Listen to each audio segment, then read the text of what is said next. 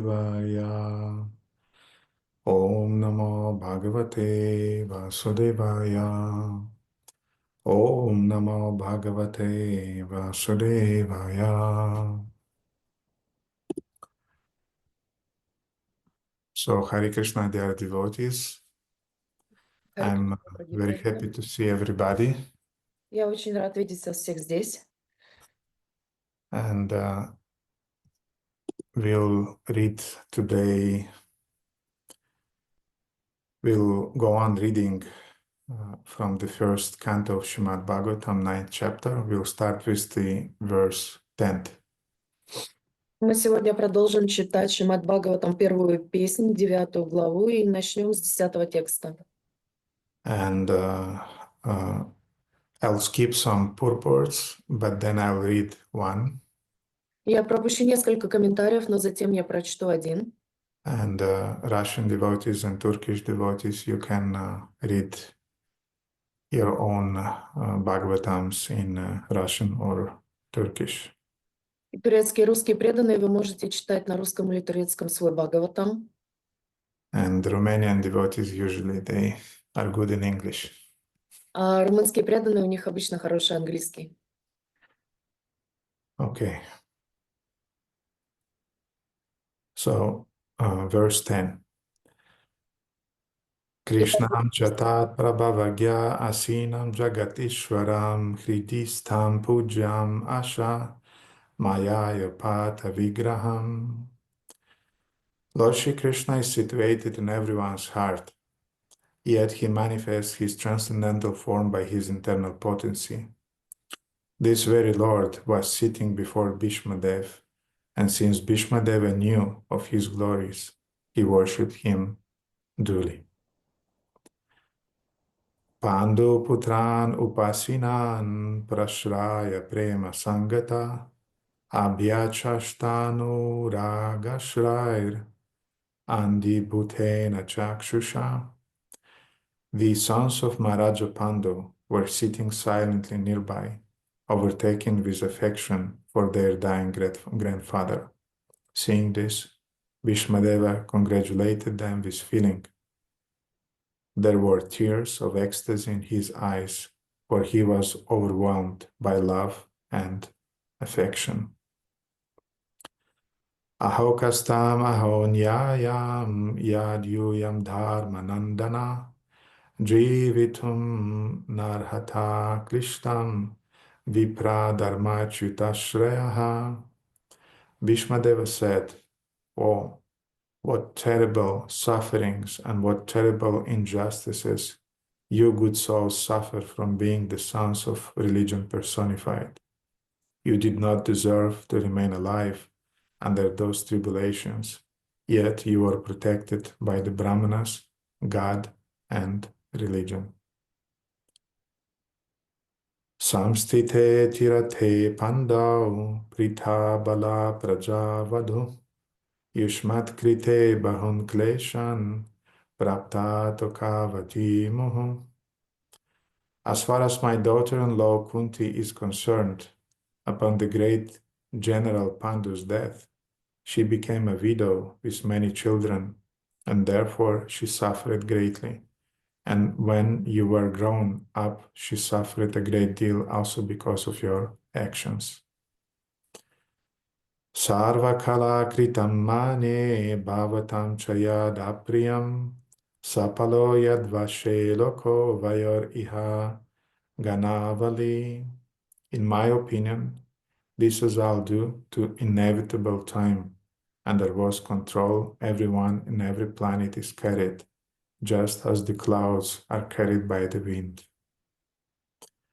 Yatra dharma suto raja gada panir vrikodara Krishna's trigandivam chapam suhrit Krishna's tato vipat.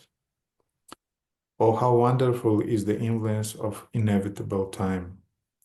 It is irreversible. Otherwise, how can there be reverses in the presence of King Yudhishthira, the son of the demigod controlling religion, Bhima, the great fighter with a club, the great bowman Arjuna with his mighty weapon Gandiva, and above all, the Lord, the direct well-wisher of the Pandavas. Purport by His Divine Grace A.C. Bhaktivedanta Swami Srila Prabhupada. As far as the material or spiritual resources were required, there was no scarcity in the case of the Pandavas. Materially, they were well equipped because two great warriors, namely Bhima and Arjuna, were there. Spiritually, the king himself was the symbol of religion, and above all them, the personality of God, that Lord Shri Krishna was personally concerned with their affairs as the well-wisher. And yet there were so many reverses on the side of the Pandavas.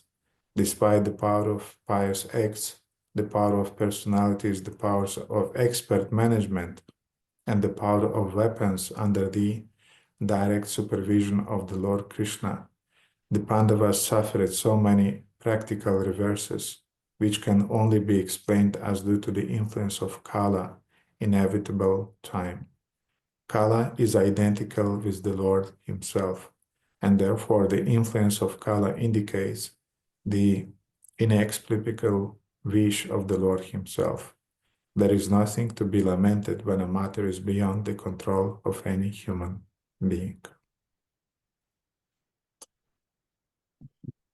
Oma Gyanachimirandasya Gyananjana Shalakaya Chakshuram Militam Yena Tasmai Shri Gurave Namaha Shri Chaitanya Manobhishtam Stapitam Yena Bhutale Swayam Rupa Kadamaham Dadati Swapadantikam Vanchakalpatarubhishya Kripa Sindhudevacha Patitanam Pavanibha Vaishnavibhava Namo Namaha Jaya Shri Krishna Chaitanya Prabhu Nityananda Shri Advaita Gadadhara Shivasari Gaura Bhaktivinoda Hare Krishna, Krishna Krishna, Hare Hare, Hare Rama, Rama Rama, Hare Hare.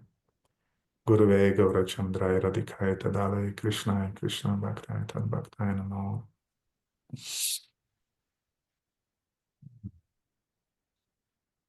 So Srila Prabhupada is writing in the last sentences of his purport.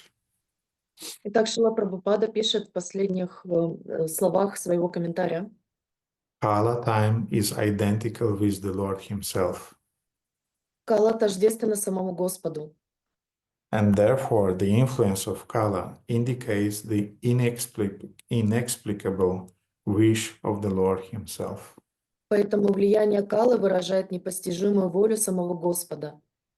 There is nothing to be lamented when a matter is beyond the control of any human being. Когда ни один человек не в силах повлиять на ход событий, то для скорби нет причин. So in other words, there is nothing to lament when the Lord decides something and he is imposing his wish through the influence of time in our life.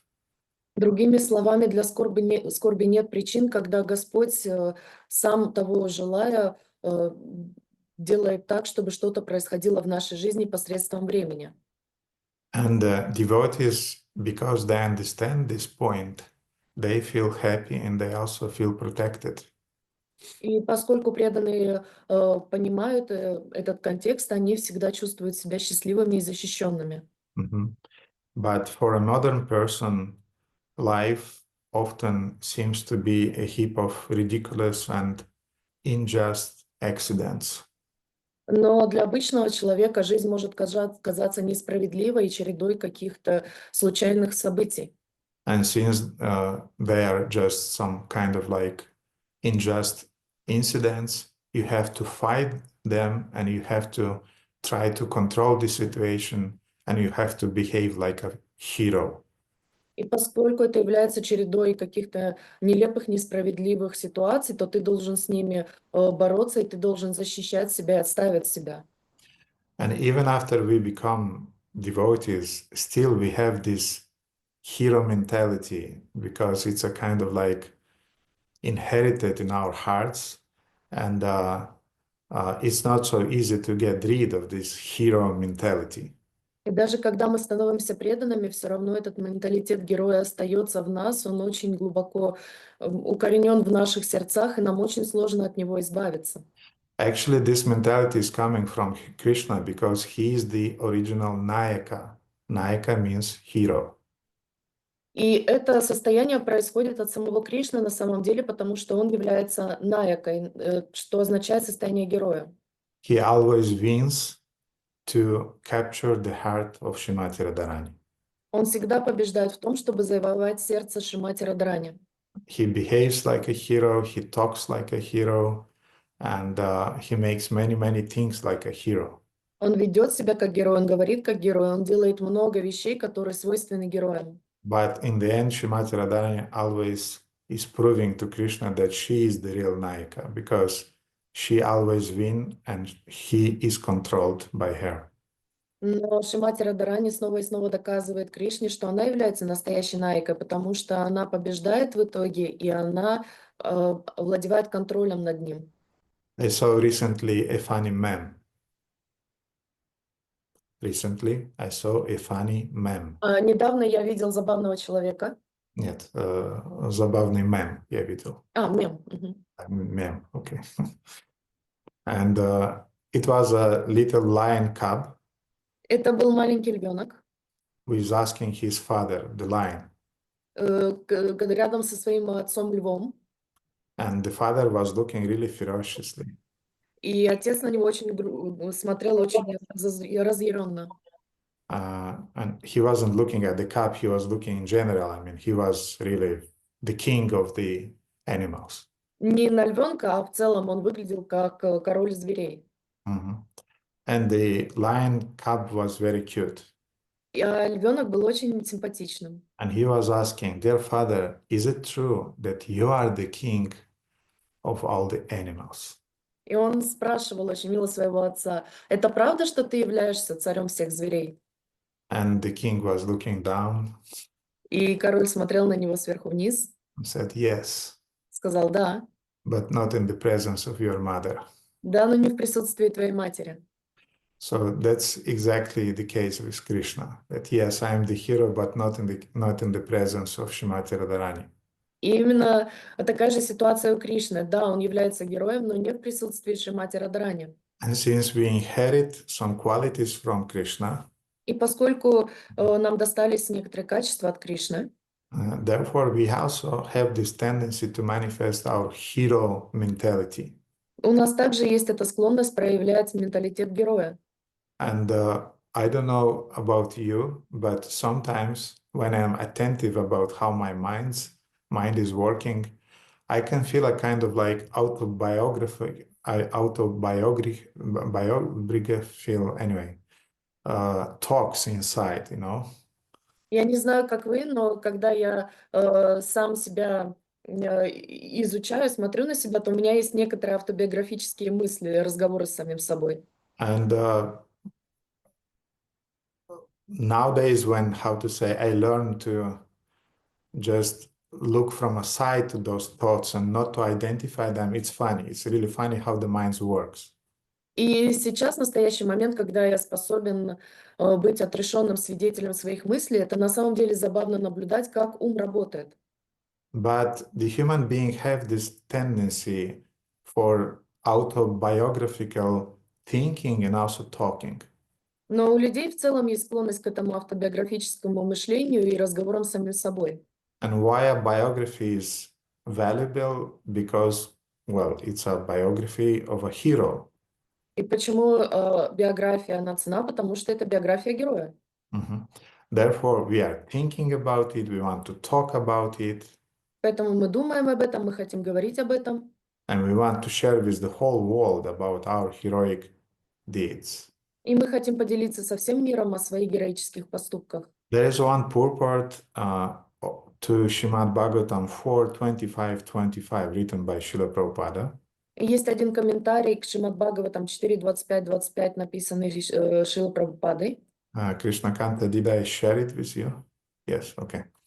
So Prabhupada is writing, being a victim of the illusory energy in the material world, the soul works as a great hero, Vira. Когда живое существо падает жертвой иллюзорной энергии, оно берет на себя роль великого героя Вира. As a great leader, politician, businessman, industrialist, etc. And by his heroic activities, he just contributes to the material advancement of civilization. в материальном мире становится великим вождем, политиком, бизнесменом, промышленником и так далее. Его героическая деятельность в этих ролях способствует материальному прогрессу человеческой цивилизации. So, as a hero, Vira, the conditioned soul is either trying to fight and to put things in order, И так обусловленная душа, будучи героем, она пытается эти хаотичные вещи поставить в порядок. so we have this first extreme. We are the hero. We are try to control things. We try to keep things under the control in order. То есть у нас есть две крайности. Первое — это то, что мы хотим привести все дела в порядок, чтобы они были в определенной последовательности и контролировать их. And when instead of our trying, we are just getting knockouted by the material energy, then we go to another extreme, which is called the victim mentality. И когда реальность нокаутирует нас, то мы переходим в другую крайность, которая называется умонастроение жертвы. And then we have another song in our heads. И тогда у нас другая песня в голове. And I think you also observed it sometimes, at least from time to time. И я думаю, что вы тоже эту песню замечаете хотя бы иногда. And it is the song, very sad song of the innocent victim. И это очень приятная песня о невинной жертве. And we want to sing it for everybody. И мы хотим всем эту песню спеть. And we want everybody to listen to it. И мы хотим, чтобы все эту песню слушали. And we want everybody to sing along with us the same kirtan. И мы хотим, чтобы все вместе с нами пели этот киртан. So we have these two extremes. Either we are a hero, or we are a victim. Итак, у нас эти две крайности есть. Или мы являемся героем, или мы являемся жертвой. And then we have the philosophical part of this victim mentality, И потом у нас есть философская часть этого менталитета жертвы, which is called biological determinism которая называется биологический детерминизм or social determinism. или социальный детерминизм. I was born in a certain family. What can I do? I'm a victim of it. Я был рожден в определенной семье. Что я могу сделать? Я являюсь жертвой ситуации. Or Ayurvedic determinism. Или юридический детерминизм. I'm Kapha dosha. What do you want from me? I'm very slow. Я капа доша. Что вы от меня хотите? Я очень медленный. I'm Vata dosha. I'm speaking very, very fastly and thinking very fast and moving very fast. What do you want from me? Я вата доша. Я очень быстро говорю, очень быстро думаю, очень быстро двигаюсь. Что вам от меня нужно? Or I'm Pitta dosha. I have the tendency to control things, to preview things, and so on. Или я пита доша. У меня есть склонность контролировать ситуацию, предвидеть ситуацию и так далее. Or we have another trap which is called astrological determinism. Или есть еще одна ловушка, которая называется астрологический детерминизм. Sometimes, unfortunately, even disciples, they fall into this trap. И иногда, к сожалению, даже ученики падают в эту ловушку. My Gurudev is a scorpion. He will not understand me, the virgin. Мой Гурудев Скорпион, он никогда не поймет меня, деву. When you are trying to perceive your spiritual master according to the karmical condition, you are a fool and you are a complete materialist. Когда вы пытаетесь определить своего Гурудева по каким-то материальным меркам, то вы являетесь дураком и не преуспеете. So, however, as I said, a devotee, he's perceiving things beyond the duality of the material world. И как я уже сказал, преданный, он воспринимает вещи за пределами материального мира. Beyond this mentality of hero or mentality of a victim, innocent victim, not just victim, but innocent victim. За пределами этого настроения героя или жертвы, невинной жертвы, не просто жертвы, а именно невинной жертвы. And a devotee is perceiving the reality with the eyes of knowledge. И преданные видят мир глазами знания. This is called Jnana Chakshu, as devotees know. Это называется гьяна чакша, как знают преданные. And this ability to see through the eyes of knowledge also means to perceive the reality as an observer. И эта способность воспринимать реальность глазами знания также означает быть в умонастроении наблюдающего. This is called, in Sanskrit, it's called sakshitva. I mean, you have to be an observer. И на санскрите это называется сакшитва. Вы должны быть наблюдателем. And when you are a sattvic, careful observer who is observing things through the eyes of knowledge, И когда вы являетесь саттвическим, очень внимательным наблюдателем, который видит вещи, then you start noticing that all that is happening to us and also to other people is actually just the consequences of either dharmic activities or karmic activities. и тогда вы четко видите, что все вещи, которые происходят с вами или с окружающими вас людьми, являются последствиями либо дхармической, либо кармической деятельности. So the Lord has two laws, the law of karma and the law of dharma. And through these two laws, He is controlling the universe. И так Господь обязан следовать двум законам Вселенной, которые являются закон дхармы и закон кармы. И благодаря этим двум законам он контролирует всю Вселенную. Да, он не обязан следовать, он является их источником. Мгм. So in that way, the Lord, He's maintaining the universe, He's maintaining a fine balance, and He's returning to the living entities the consequences of either His dharmic activities or karmic activities. И таким образом Господь контролирует Вселенную посредством этих двух законов. Он очень тонко соблюдает этот баланс, и он всего лишь возвращает живым существам последствия их кармической или дharмической деятельности.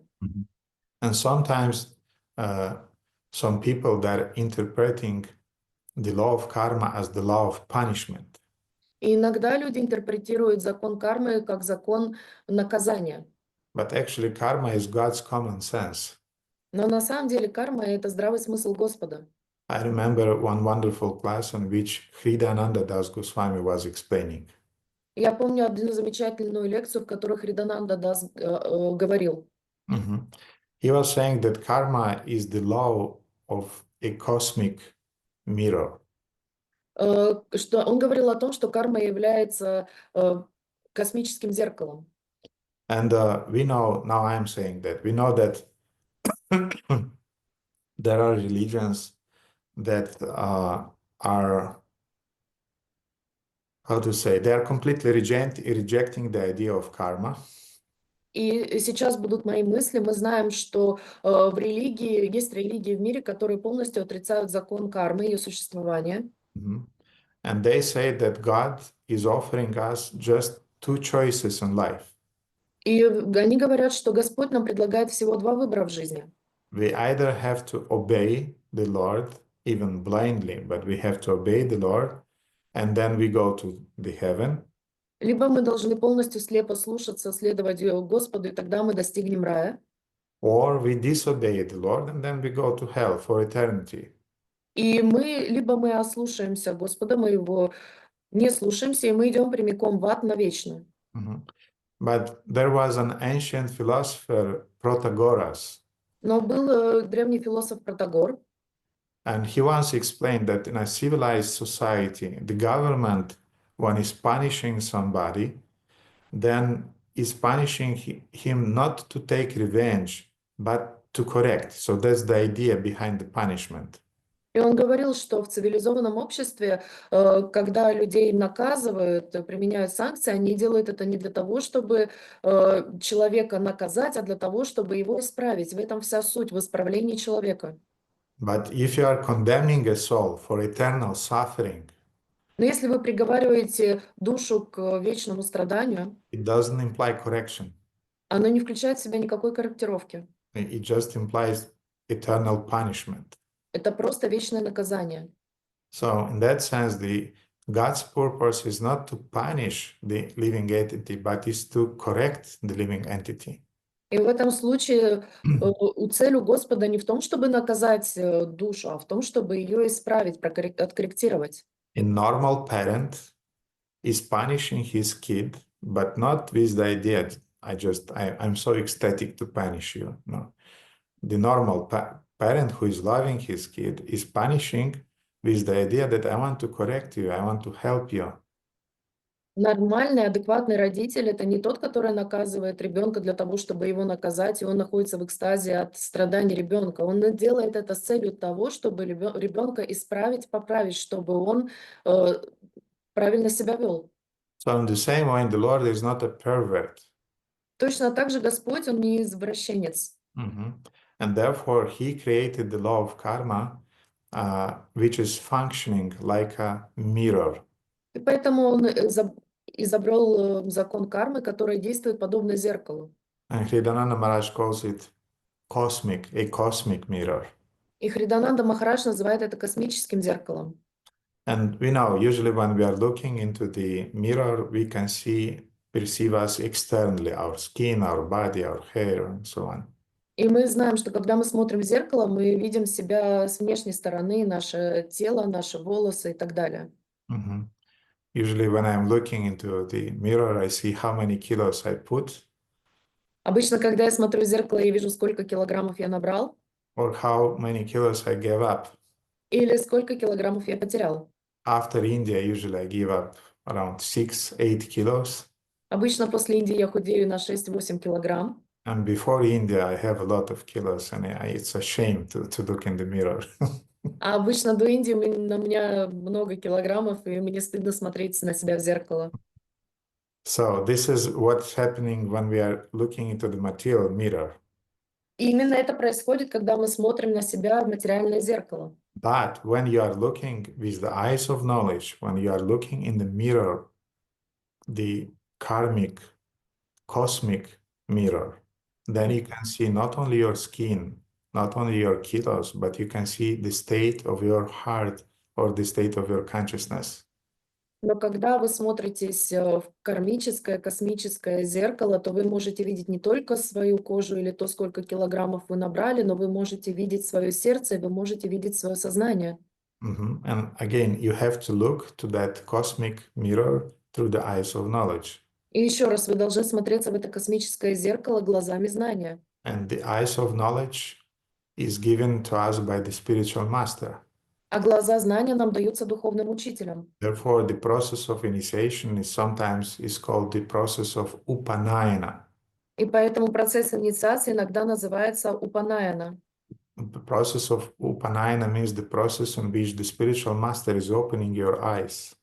Процесс упанаяны означает процесс, при котором духовный учитель раскрывает тебе глаза. Who was taking care about kittens in their childhood? Кто заботился о котятах в своем детстве? And I'm speaking about just newborn kittens. Я говорю сейчас о новорожденных, самых маленьких котятах. And you remember that usually their eyes are blind. И вы помните, что обычно их глаза слепы.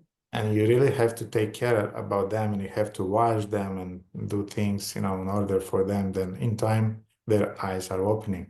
И вы должны заботиться об их глазах, промывать их и так далее, для того, чтобы со временем они открылись. So that's exactly what the spiritual master is doing. He's opening eyes of his disciples. И именно это и делает духовный учитель. Он открывает глаза своих учеников. Sometimes the disciples are stubborn and they want to close them again. Иногда ученики, они очень упрямые, они снова хотят свои глаза закрыть. But the spiritual master is continuing washing their eyes, and step by step they start seeing. Но духовный учитель снова и снова промывает им глаза, и со временем они начинают видеть все больше и больше. So that's called exactly upanayana, which means the spiritual process of initiation, which is opening the eyes of a disciple. И именно это называется упанаяна, и духовный процесс, при котором духовный учитель раскрывает ваши глаза. And one of the things that we start to see by the eyes of knowledge И одна из вещей, которую мы начинаем видеть глазами знания, is that all the sufferings that we have in our lives are just the consequences of the law of karma. это то, что все страдания, которые происходят в нашей жизни, они являются прямым последствием закона кармы. And karma is teaching you. И карма учит нас. Karma is teaching you how to acquire a certain understanding and how to develop a certain proper behavior following the laws of the Lord in the frame of the universe. И закон кармы учит нас, как мы должны себя вести, как мы должны мыслить в ситуациях, которые нам предоставляет в соответствии с законом кармы, и как мы должны себя вести по законам Господа в рамках этой вселенной. Karma is also learning us another very important thing И, is teaching us to take responsibilities, и карма также учит нас одной очень важной вещи — это брать на себя ответственность. that you don't become an innocent victim, Вы не становитесь невинной жертвой, and you don't become a hero. вы не становитесь героем. No, you become an observer who is doing his duties, doing his responsibilities under the God's law, and in that way, you are acting uh, in the mentality of akarma in the material world. Нет, вы делаете свои обязанности, выполняете деятельность, которую вы должны делать под руководством божественных законов, и таким образом вы поступаете в духе акармы. Mhm. Now, there is a beautiful verse in this regard in Srimad Bhagavatam 10:24-17, which is spoken by Krishna himself. И в этом отношении есть очень красивый стих в Шримад Бхагаватам 10, 24, 17, который говорит сам Кришна. And the verse is saying, И в стихе говорится: Dehan uchavachan jantu prapya postrija karmana shatrur mitram udasinaha karmaeva gurur ishvaraha. Because it is karma that caused the conditioned living entity to accept and then to give up different high and low grade material bodies. поскольку именно карма является причиной того, что обусловленное живое существо получает и покидает различные тела высших и низших типов. Mhm. So high bodies means the bodies of demigods, the bodies of angels, and the bodies of humans also. Итак, высшие тела — это означает полубоги, ангелы и также люди. And lower bodies means the bodies of demons, the bodies of animals, the bodies of ghosts. А низшими телами являются тела демонов, духов или животных. Mhm. So the verse is saying that because it is karma that caused the conditioned living entity to accept and then to give up different high and low grade material bodies, this karma is his enemy, Shatru. И в стихе говорится: поскольку именно карма является причиной того, что обусловленное живое существо получает и покидает различные тела высших и низших типов, только она, карма, является нашим врагом, шатру. Mhm. But at the same time, karma is also his friend, Mitra. Но в то же самое время она является нашим другом, Митра. Karma is also neutral witness, Udasina. И она также является беспристрастным свидетелем, Удашина, Spiritual master, Guru, духовный учитель, гуру, and Supreme Lord, Ishvara of the living entity. и верховный Господь Ишвара, живого существа. So this verse is describing different perceptions of the laws of the law of karma. Итак, этот стих рассказывает различные восприятия закона кармы. Some people perceive the law of karma as an enemy. Многие люди воспринимают закон кармы как врага. Others who have more knowledge, they understand that no, karma is neutral. Другие, у которых больше знаний, они понимают: нет, закон кармы, он нейтрален. Others who perceive even more closely, they understand no, karma is actually your friend. А те, у кого еще больше знаний, они понимают: нет, карма на самом деле вообще друг. Those who have even more knowledge, they understand that karma is actually my guru. А вот те, у кого еще больше знаний, они понимают, что карма на самом деле является моим гуру. And those who have full knowledge, they understand that actually karma is karmaeva gurur ishvara. He's the Ishvara, he's the Lord himself. А те, у кого есть абсолютное знание, они понимают, что карма является Верховным Господом Ишварой. But again, because of ignorance, people in this world, they prefer to play the roles of either a hero who is fighting the law of karma or an innocent victim who is suffering because of the law of karma. Но опять же, из-за невежества люди воспринимают этот закон кармы в двух крайностях. Либо нам нужно с ним бороться, и тогда мы идем в умонастроение героя, или мы страдаем и впадаем в умонастроение невинной жертвы. Mhm. And often people become so frustrated that they are offending the Lord because He is in charge of this law. And they're even blaming the Lord, that the Lord is completely incompetent. Ну, иногда люди в своем невежестве настолько не понимают, что происходит, что они начинают винить во всем Господа, считая его источником этих страданий, поскольку он создал закон кармы, и тогда это его вина в том, что мы страдаем. Mhm. So in today's verse, Bhishma Deva is saying that no, no, no. Besides everything that is happening, besides dear Yudhishthira and dear Pandava brothers, everything that happened to you, it was the consequence of the Lord's will. Но в этом стихе Бишмадева говорит: нет, нет, нет, дорогие Юдхиштира и другие пандавы, все, что происходит, происходило с вами, все является тем, что происходит в рамках закона кармы. It was because of the influence of inevitable time. Это было следствием неизбежного закона времени. Mhm. And in the previous verse, he was saying that, in my opinion, this was all due to inevitable time under whose control everyone in every planet is carried, just as the clouds are carried by the wind. И в предыдущем стихе он говорит, что я полагаю, что все это происходит под влиянием неотвратимого времени, которое управляет каждым на всех планетах и несет всех подобно ветру, несущему облака. Mhm. So Bhagavatam is describing how Bhishmadeva was trying to console his nephews after the Kurukshetra war. И Бхагаватам рассказывает, как Бишмадева пытался утешить своих внуков после битвы на Курукшетре. Bhagavatam doesn't describe secondary details. Бхагаватам не описывает второстепенных деталей. Bhagavatam is describing just the gist or the essence of all the different dialogues that happened in the universe. Бхагаватам просто описывает суть или ядро всех диалогов, дискуссий, которые происходят во Вселенной. But there is a very nice story in Mahabharata which I would like to tell you.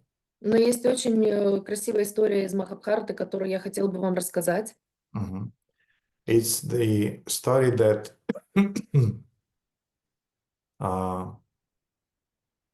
actually was told by Bhishma Deva to Yudhishthira. Это вообще история, которая была рассказана Бишмадевой Юдхиштире. But what is the context of why Bhishma Deva described this story to Yudhishthira? Но каков контекст того, что Бишмадева решил рассказать эту историю Юдхиштире? The context was that Yudhishthira, after the Kurukshetra war, he was very, very depressed. И контекст был в том, что Юдхиштира после битвы на Курукшетре был очень подавлен. The bodies of all the murdered heroes on the battlefield were still burning. Все тела павших воинов на Курукшетре все еще были объяты пламенем. And there was an acrid smoke all around of burned human bodies. И повсюду стоял густой дым от сожженных человеческих тел.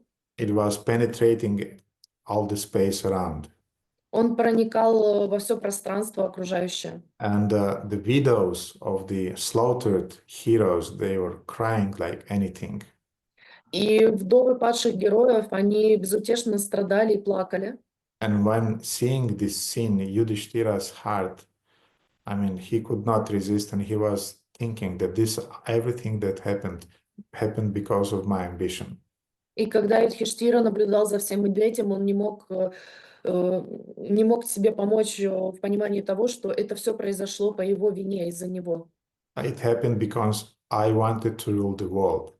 Это произошло потому, что я хотел править миром. But actually, Yudhishthira did not want it to rule the world. Krishna wanted him to rule the world. Но на самом деле Юдхиштира не хотел править миром. На самом деле Кришна хотел, чтобы Юдхиштира правил миром. But still, Yudhishthira, he was harboring this mentality of a victim, that that's because of me. This slaughter happened on the battlefield. Но все равно Юдхиштира продолжал питать в себе это настроение жертвы, что все то побоище произошло по его вине на Курукшетре. And his brothers tried to console him. И его братья пытались его утешить. Then even Draupadi also tried to console him with her sweet words. И также Драупади пыталась утешить его своими сладкими речами. Nothing worked. Ничего не помогало. Then even Vyasadeva came to Yudhishthira also trying to console him.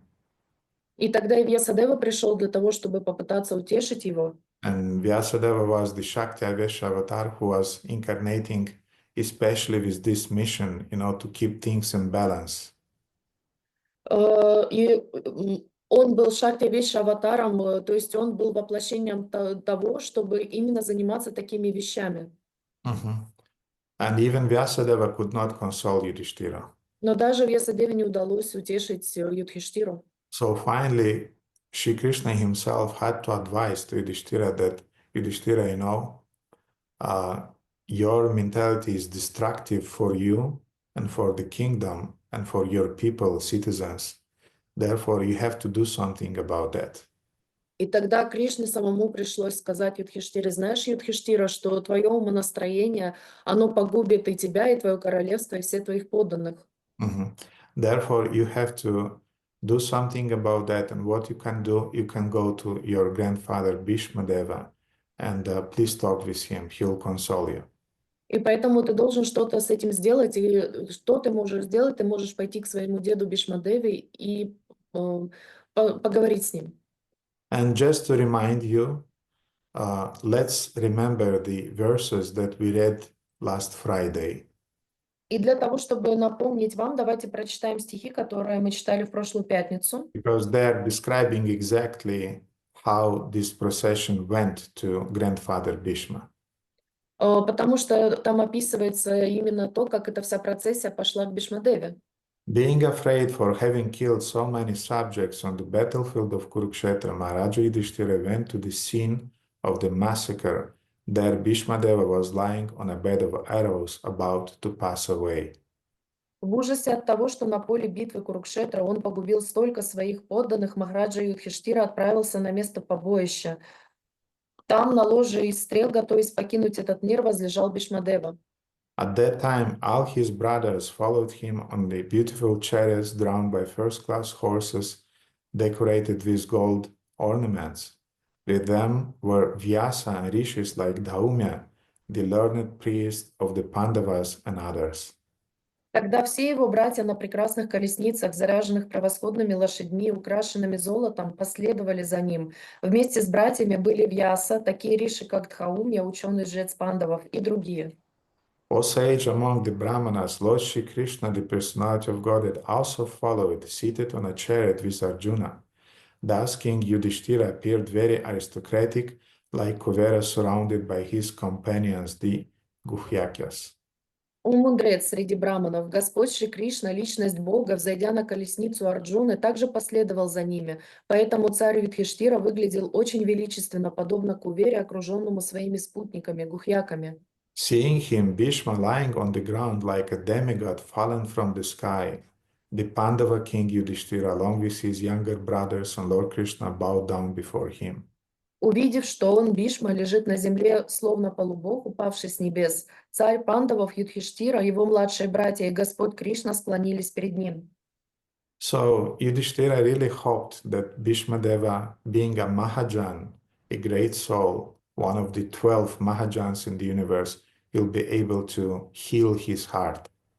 И Юдхиштира на самом деле надеялся, что Бишмадев, будучи Махаджаном, великой душой, одной из великих 12 душ, он сможет утешить его сердце. So Yudhishthira addressed Bhishma. Поэтому Юдхиштира обратился к Бишме. And he said, Grandpa, what shall I do? И он сказал: дедушка, что я могу сделать? Because of me, millions of soldiers died on the battlefield.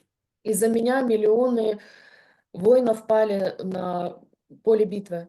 Millions of women became widows. Миллионы жен стали вдовами, and their children remained orphans. а их дети остались сиротами. How can I atone for this sin? Как я могу восполнить этот грех? Or maybe there is no any atonement and I'll just go to hell for eternity. Или, возможно, не существует никакого искупления, я отправлюсь в ад на вечность. So he revealed his mind and his doubts. И так он раскрыл свой ум и свои сомнения. Now, in spite of being really uh, uh, sick and devoid of energy because he was lying on a bed of arrows, don't forget about that. И несмотря на то, что он был в не самом лучшем состоянии, воду в энергии, то есть у него не было совсем энергии, не будем забывать, что он лежал на ложе из стрел. He was about to pass away. Он практически еще немного и потерял бы сознание. At least any normal person would die immediately, but Bhishma Deva, because of his mystic power, he could maintain his life. Любой нормальный человек, он бы в любом случае потерял сознание, но поскольку у Бишмадева у него были мистические силы, он продолжал лежать на этих стрелах. Still, Bhishma Deva actually, his beloved nephew was Yudhishthira. У Бишмадева был любимый внук, это был Юдхиштира. And therefore, when Yudhishthira addressed him, he smiled. И когда Юдхиштира обратился к нему, он улыбнулся. And in a very kind way, he spoke to Yudhishthira because he really loved Yudhishthira very much. И очень по-доброму и с любовью он обратился к Юдхиштире, потому что он любил его очень сильно. Bhishma Deva, don't forget, he had to be the heir of the throne of Hastinapur. Не забывайте, что Бишнадева должен был встать на трон Хастинапура. And if Bhishma Deva would become the heir of the throne, there would be no all those crazy things that were done later by Dhritarashtra and his sons, headed by Duryodhana.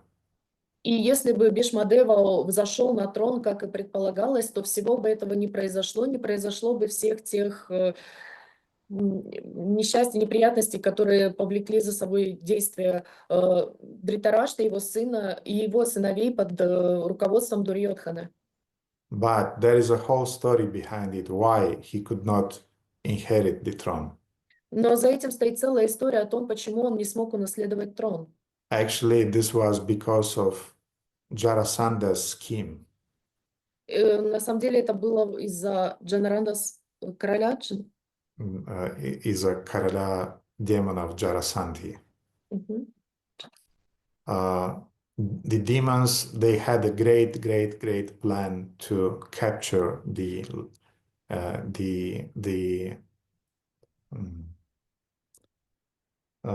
planet, the Earth's planet.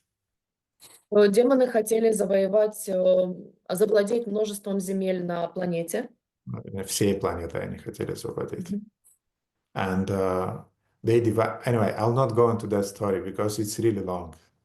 Хорошо, я не буду углубляться в эту историю, потому что она действительно очень долгая. But maybe next time, next class, I'll tell you why Bhishma did not inherit the throne. Но, возможно, в следующую пятницу я вам расскажу, почему Бишма не унаследовал трон.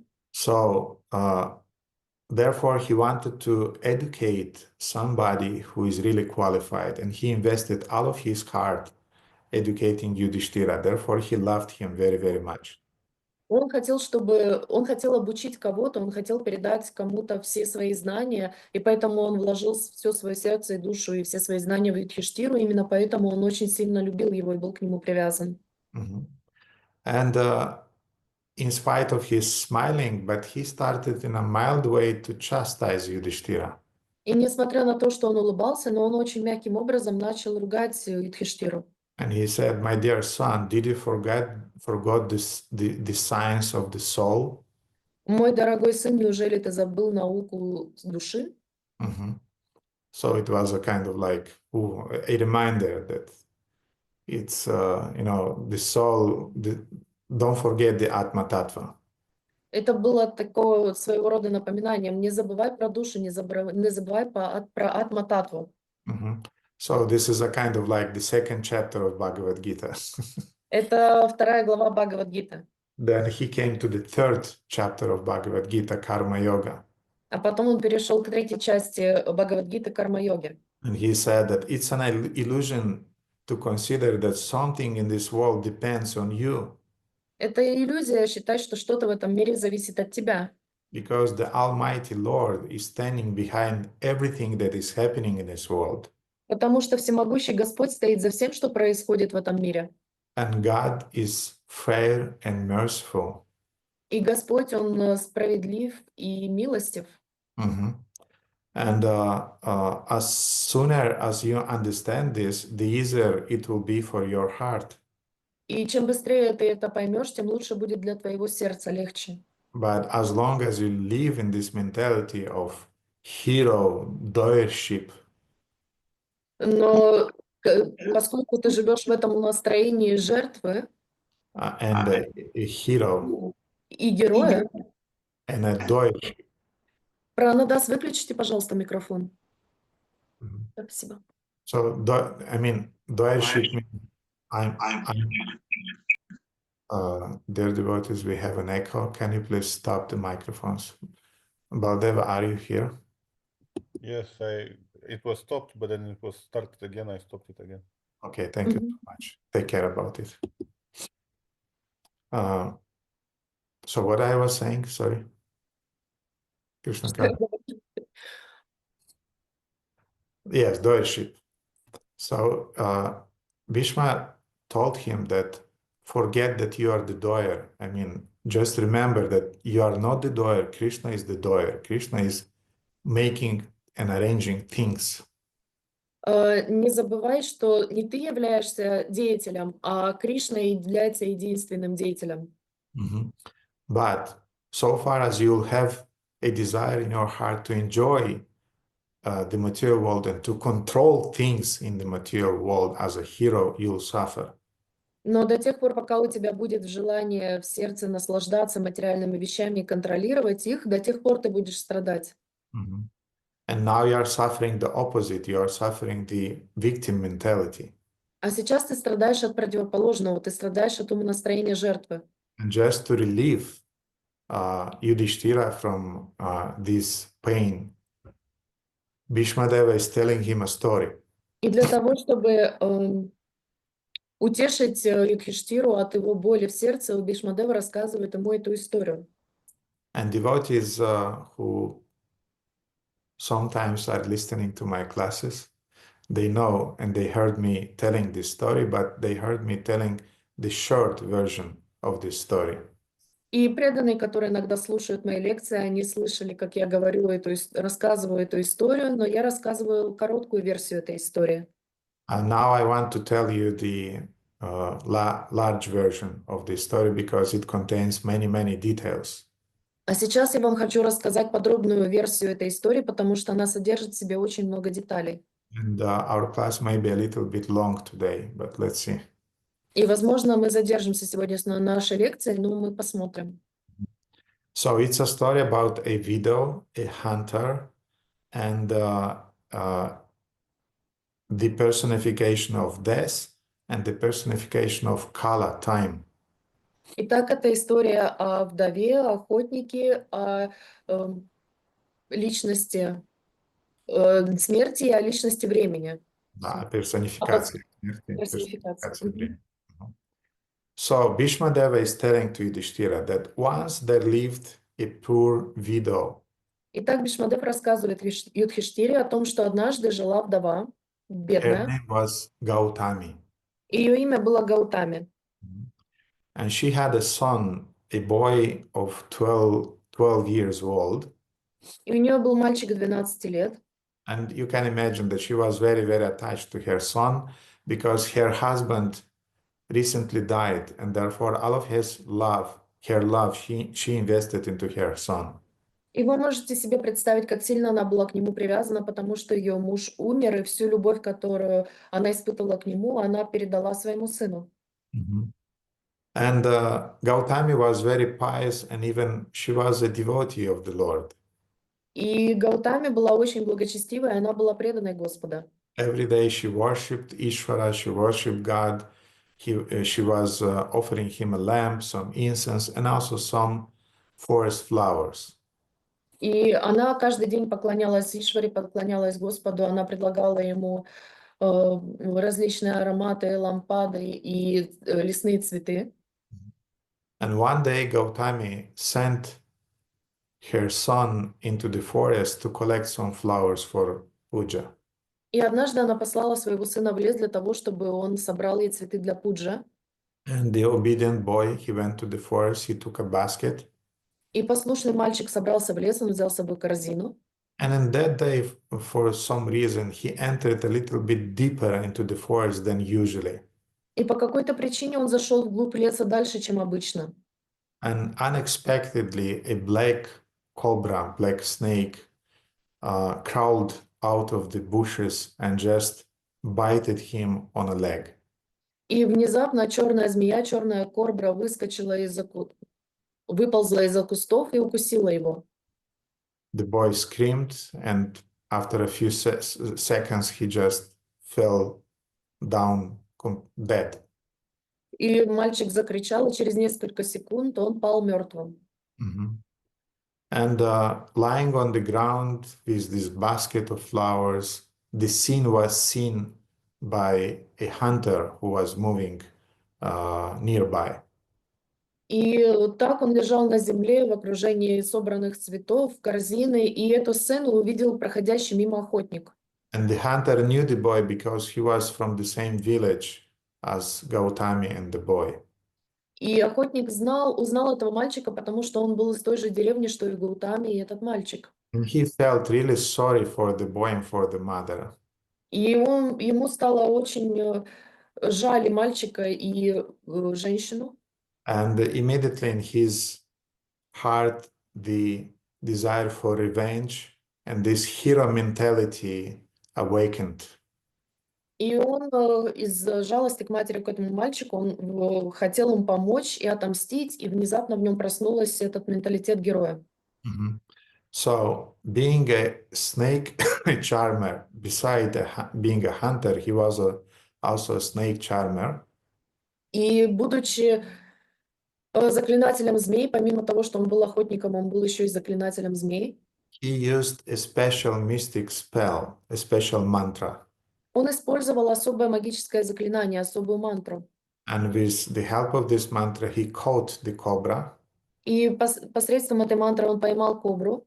And actually, he put that cobra exactly in the same basket in which the boy was collecting the flowers, and he put a lid over it. На самом деле он ту же корзину использовал, которую использовал мальчик для того, чтобы собирать цветы. Он засунул туда эту змею и ее закрыл крышкой. So, with the snake in his basket and the boy's dead body in his hands, he entered the village and he came to the Gautami's house. И с корзинкой, с этой змеей и с телом мертвого мальчика на руках он вошел в деревню к двери Гаутами. Gautami felt, that something is happening. She came out of the house. Гаутами почувствовала, что что-то происходит. Она вышла из дома. And when she saw the blackened body of her dead son, she almost fainted. И когда она увидела почерневшее тело своего усопшего сына, она упала в обморок. Almost, почти. Почти. So she ran to her son, she embraced him, she started crying, and you can imagine the dramatic scene. И она подбежала к своему сыну, она начала его обнимать, целовать. Вы можете представить всю драматичность этой сцены? Then she started to punch herself on the chest. She tore her hair out, and she was really lamenting and crying like crazy. Она била себя по груди, вырывала себе волосы. Она очень страдала, плакала. And Gautami cried. She was saying, И когда Гаутами плакала, она говорила: "My poor boy, the son of my life, you have left me because of my sins." «Мой дорогой мальчик, моя душа, моя жизнь, ты оставил меня из-за моих грехов. My husband, your father, died recently also because of my sins, and now because of the same sins, you also died. твой отец, мой муж, он также недавно умер из-за моих грехов, а теперь и ты умер из-за моих тех же грехов. I bring only misfortune everywhere I go. Я только приношу несчастье, куда бы я ни отправилась. And a little remark, we as devotees, sometimes when we have the same victim mentality, we also are saying things like that. Небольшая ремарка. Мы, как преданные, тоже у нас есть склонность говорить такие вещи. That I'm just destroying communities, Что я просто разрушаю общины. all the services that I'm accepting, I'm just destroying them. Все служения, которые я делаю, я просто не могу их правильно выполнять. Who is singing this song regularly? Кто постоянно поет эту песню? Who is into that kind of kirtan? Кому нравятся такие киртаны? Yes, Dauja. We have this tendency, I know. Да, уже у нас есть эта склонность, я знаю. Mhm. So this, you have to always think what these stories are teaching us personally. Мы всегда должны задумываться о том, чему конкретно нас учат эти истории.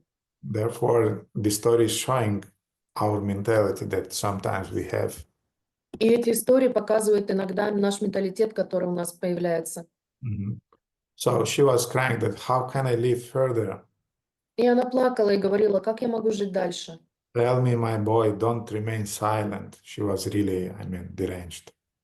Ответь мне, мой мальчик, не молчи. То есть она действительно была подавлена. So we know that usually hunters, they are not quite sentimental people. И мы знаем, что охотники, они обычно люди не слишком сентиментальные. Usually they are stone-hearted people. Обычно у них каменные сердца. But when the hunter heard the woman crying like that, even his heart started to melt.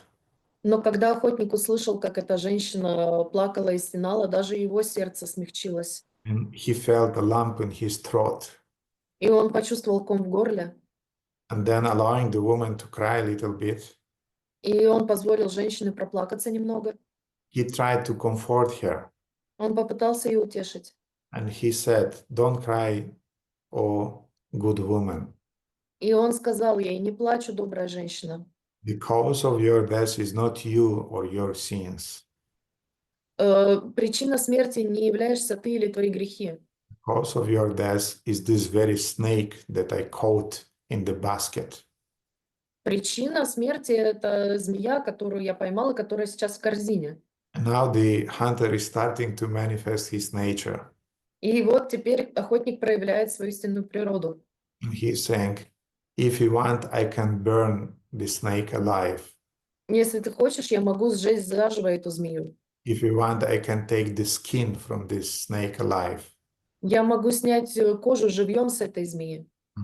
I can cut it in pieces in front of your eyes. Я могу порезать ее на кусочки перед твоими глазами. Just order me. Только отдай мне приказ. So hearing the hunter's stupid speeches, Gautami, she was a devotee. These words saddened her even more. И когда Гаутами услышала глупые речи охотника, поскольку она была предана, и она понимала, что происходит, это ее опечалило еще сильнее. And she said, oh, wicked hunter, just let the snake go alone. Он несчастный охотник, просто оставь змею в покое, пусть она уползает. Let that snake go in peace. Пусть она с миром уползает. Mhm. And as far as me, I just have to pay for my own deeds. А что до меня, то я должна отвечать за свои поступки. Because only fools are forgetting about the all-powerful Lord who is behind everything that is happening in our lives. Потому что только глупцы забывают, что за всем, что происходит в наших жизнях, стоит всемогущий Господь. And again, Gautami was a devotee and she perceived things in the right way. И еще раз, Гаутами была преданной, то есть она воспринимала вещи в правильном свете. Maybe she wasn't an advanced devotee and therefore she got caught in this emotional, depressed state, but still she had some understanding. И, возможно, она не была очень продвинутой, преданной, потому что все-таки она позволила себе унестись на этих эмоциях, но тем не менее она все осознавала. And then she said that why you want me to make me a participant in another sin? I already have a lot of sins for which I have to pay. И она спросила, почему ты хочешь меня сделать участницей еще одного греха? Я и так достаточно уже согрешила. And the hunter, he got somewhat offended by these words. И охотник, он немного обиделся на эти слова. And he said to her that, what are you talking? И он сказал ей, о чем ты говоришь? It seems that grief deprived you of your intelligence. Кажется, что скорбь помутила твой разум. Mhm. You are blaming yourself and now you are blaming myself. Ты сначала себя винила, а теперь ты и меня винишь. Mhm.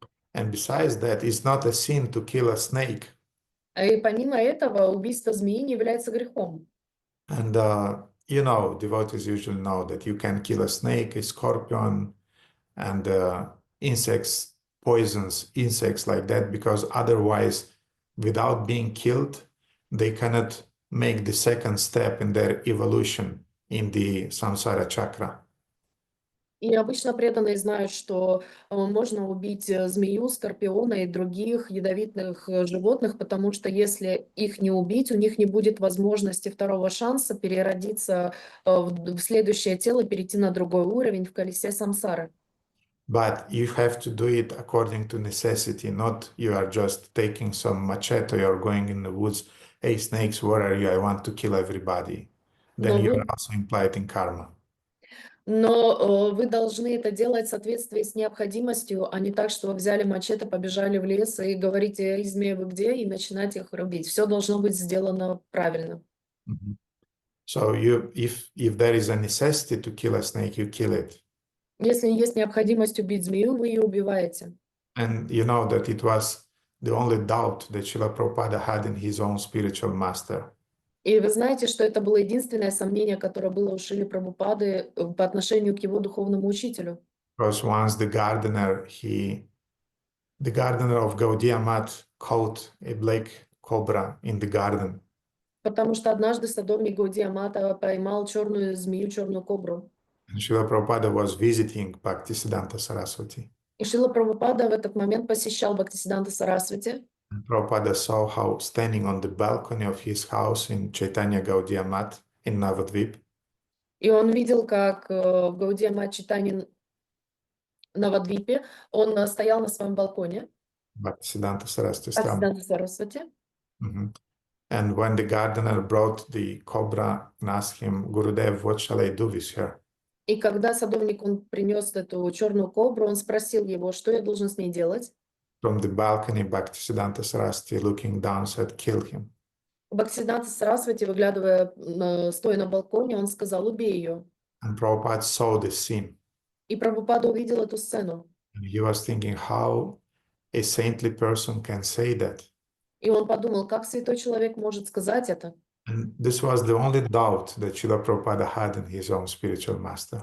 Это был единственный момент сомнения, который был у Шрилы Прабхупады в его духовном учителе. But still, Prabhupada continued following Bhaktisiddhanta Но, тем не менее, Прабхупада продолжил следовать Бхактисиданта Сарасвати, because he was a loyal disciple. потому что он был верным, преданным учеником. And only after many, many years, И после многих-многих лет Prabhupada once was reading a purport to the Bhagavatam, Прабхупада читал комментарий к Бхагаватам, in which, if I'm not wrong, Vishwanatha Chakravarti Thakur was explaining that people have a right to kill a snake for the benefit of the snake. в которой, если не ошибаюсь, Вишванатха Чакраварти Такур объяснял, что вы можете убить змею для блага змеи. And even the saintly persons are happy when a snake is killed. И что даже святые люди счастливы, когда убивают змею. Because the snake can advance further in his evolution of bodies. Потому что тогда змея может продолжить свое путешествие в эволюции тела. Then Prabhupada got convinced that his spiritual master is always right.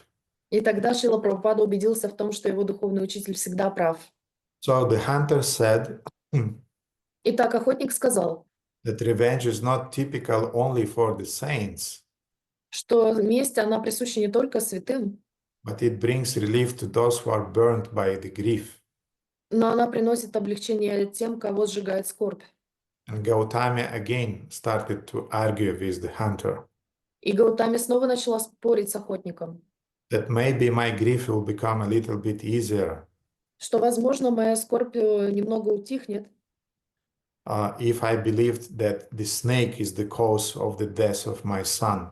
если бы я верила, что змея является причиной смерти моего сына. But no, my husband died because of my sins, Но нет, мой муж умер из-за моих грехов, and now my boy also died because of my sins. а теперь и мой сын умер из-за моих грехов. I am guilty, I'm just receiving my karmic reactions. Я виновна, я просто получаю последствия своих кармических поступков. Mhm. So the suffering of this poor creature will not console me. Поэтому страдания этого несчастного живого существа не утешат меня. So get out of here. Поэтому уходи отсюда. Let me grieve. Позволь мне скорбить. But the hunter did not want to go away, Но охотник не хотел уходить. and he was like a fanatical devotee preaching to you when you are suffering. Он был как фанатичный преданный, который проповедует своему собственному страданию. And the hunter said, И that, охотник сказал: don't you know that by killing a snake, you are doing good to you and to snake also? неужели ты не знаешь, что, убивая змею, ты делаешь благо и себе, и змее? And this is shastric, Это шастра. because even Indra killed Vritrasura, who was a snake, and Потому, the whole universe benefited from that. потому что даже Индра убил Вритрасуру, и от этого вся вселенная получила благо. So hearing these words, the snake became annoyed. И слыша все это, змее надоело, And the snake started to speak with a human voice, и змея заговорила человеческим голосом. hissing, but with a human voice yet. А она шипела, но по-человечески. Hey, stupid hunter, what I did to you that you want me to be killed? «Эй, ты глупый охотник, что я тебе такого сделала, что ты хочешь моей смерти? You are saying that you want to save innocent people from me, Ты говоришь, что ты хочешь защитить невинных людей от меня. but I don't bite anyone for nothing. Но я никогда никого не кусаю зазря. Actually, death personified is telling me whom to bite and whom not to bite. На самом деле персонификация смерти говорит мне сама лично, кого кусать и кого не кусать. I'm just following the death orders. Я всего лишь следую указаниям смерти. So this morning, death told me, bite that boy, and I did it. Поэтому этим утром смерть сказала мне: укуси этого мальчика, и я так и сделала. So if you want to blame somebody, then blame death herself. Поэтому если ты хочешь кого-то винить, вини саму смерть. Now death become annoyed by hearing this. Потом покойник, Нет, death? нет, смерть, олицетворенная смерть. Да, персонификация смерти стало надоело все это слушать. And the personification of death appeared on the scene. И олицетворение смерти появилось на сцене. Oh, stupid hunter, oh, stupid snake, what do you want from me? О, глупый охотник, о, глупая змея, чего вы от меня хотите? I'm cursed by all the people, I know that. Меня все люди проклинают, я в курсе. But yet nobody dared to criticize me in such an irresponsible way. Но тем не менее никто себе не позволил критиковать меня таким образом. Your words is hurting me. Безответственным. Ваши слова меня обижают. So you can imagine, death have a heart. Можете себе представить, у смерти есть сердце. But I'm not the cause of the death of people. Но я не являюсь причиной смерти людей. I'm doing what I'm hearing from the personification of time that I should do. Я слышу от олицетворения времени, что я должна делать. And now this personification is making the same point that today Bhishma Deva made in the last verse that we read. И сейчас смерть показывает нам ту же идею, о которой говорил Бишмадева в сегодняшнем стихе, который мы с вами читали. Делает то же самое утверждение. And don't forget the story in itself, what also was told by Bhishma Deva. И не забывайте, что сама история была рассказана также Бишмадевой. And Death is saying, И смерть говорит, actually, time, Kala, is behind everything, all the sufferings that are happening in this world. что Кала находится за всеми этими страданиями, которые происходят в мире. Time, the personification of time, Kala, Время, олицетворение времени Кала is running everything in this world. правит всем в этом мире. And be you a ant or a demigod on the highest planets, everybody is controlled by the eternal time, by Kala. И сама смерть, и даже на самой верховной райской планете полубог, все они контролируются временем Калой. And if you want to make some petition, then go to Kala, not to me. Если вы хотите какую-то петицию составить, то идите к Кале, не ко мне. And the snake was very happy to hear this. И змея очень обрадовалась, услышав это. And the snake told to the hunter, you see, so it's not because of me, it's because of Kala, eternal time. И змея сказала охотнику, видишь, это не из-за меня, это из-за Калы, времени. So stop tormenting me. Поэтому перестань меня мучить. But the hunter was really stubborn. Но охотник был по-настоящему упертым. And he was convinced that it was the fault of the snake. И он был убежден, что это была вина змеи. So at that moment, the time himself in a human form appeared before the death, before the hunter, before the Gautami and the snake. И поэтому само олицетворение времени появилось перед смертью, перед охотником, перед змеей, перед Гаутами. Now, dear devotees, listen carefully because the Kala is speaking to us through this story. И теперь, дорогие преданные, будьте внимательны, потому что Кала разговаривает с нами посредством этой истории. Because what the hunter was doing, he was demanding justice, yes? Потому что чего требовал охотник? Он требовал справедливости, верно? And we in our life, we want justice. И мы в нашей жизни мы хотим справедливости, And так? like a hero, we demand justice. Как герои мы требуем справедливости. Demand justice even from the temple presidents, even from the GBC, even from the spiritual master. We demand justice. Даже от президентов храма, от GBC, от нашего духовного учителя мы требуем справедливости. We demand justice from our God sisters and God brothers. Мы требуем справедливости от наших духовных братьев и сестер. You cannot behave like that. Вы не можете себя так вести. So the Kala, time personified, said, Итак, Кала, олицетворение времени, сказал: my dear hunter, how long you'll demand justice in this world? мой дорогой охотник, как долго ты будешь требовать справедливости в этом мире? So you think about yourself, such and such dasa or such and such Devidasi. How long will you demand justice in this world? То есть вы сейчас думаете о себе: я такая-то Девидаси, я такой-то Даса, как долго ты будешь требовать справедливости в этом мире? And the Kala personified then said И тогда Кала, олицетворение времени, сказал, that in my lifetime, что в моей жизни, and you can imagine that the lifetime of time is infinite. и вы можете себе представить, что жизнь самого времени, она бесконечна. But the time is saying that in my lifetime, I've seen a lot of justice seekers. Я в своей жизни много видел искателей справедливости. Every community has a few justice seekers. В каждой общине есть несколько искателей справедливости. Some of them are in the mode of goodness, some of them are in the mode of passion, some of them they're really into distraction mood, and they're influenced by the mode of ignorance.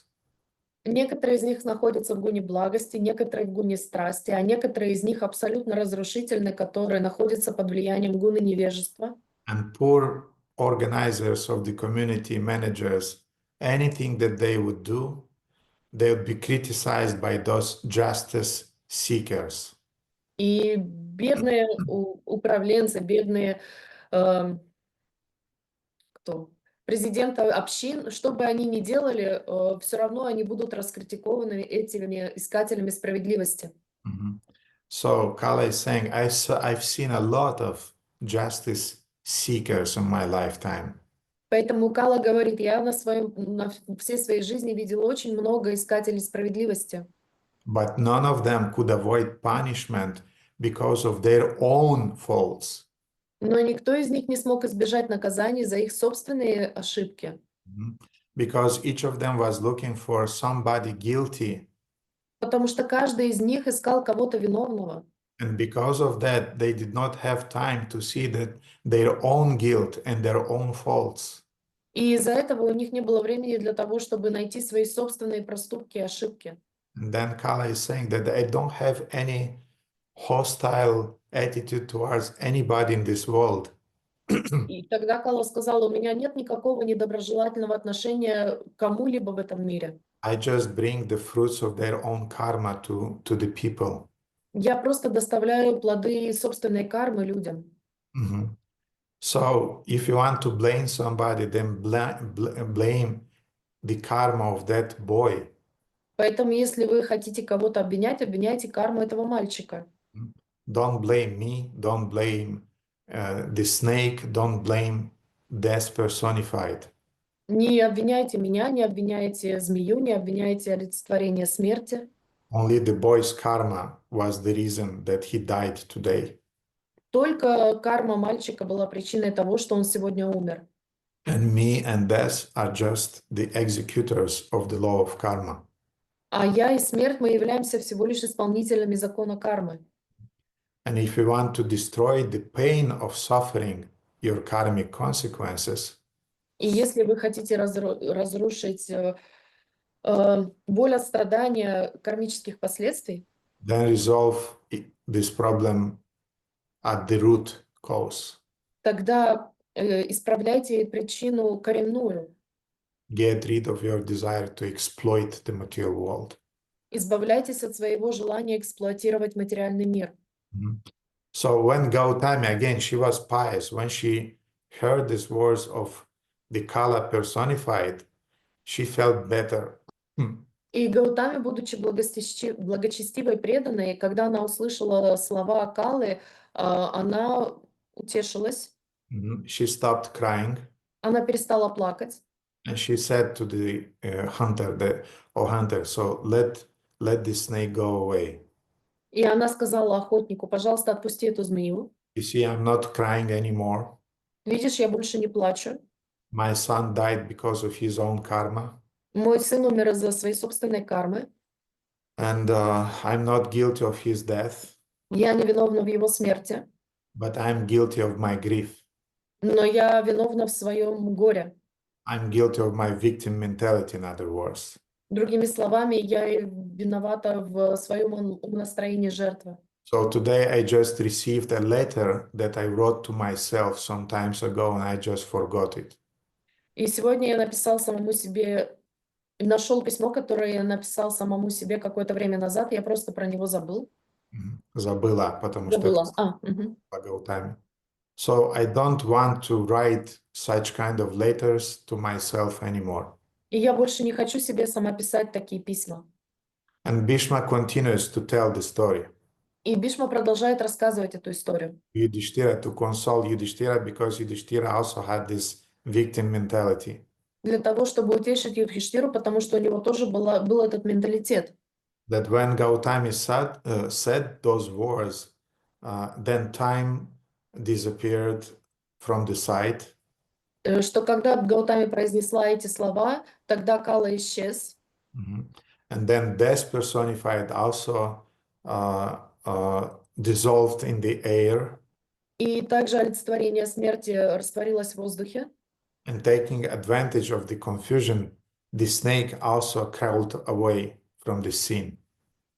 И, пользуясь случаем, видя смятение, всеобщая змея тоже потихоньку уползла. Gautami calmed down, Гаутами успокоилась. and even the hunter, he felt in his heart a slight of enlightenment, a feeling that he never felt in his heart. И даже охотник в какое-то мгновение почувствовал просветление в своем сердце, его проблески, то, чего он раньше никогда не чувствовал. Can you imagine if the Kala personified is preaching to you, you have to feel something. Вы можете себе представить, что если олицетворение времени Кала лично вам проповедует, вы должны будете что-то почувствовать. So Bhishma continued Итак, Бишма продолжил. that, my dear King Yudhishthira, Дорогой мой король Юдхиштира, let go of your grief. отпусти свою скорбь.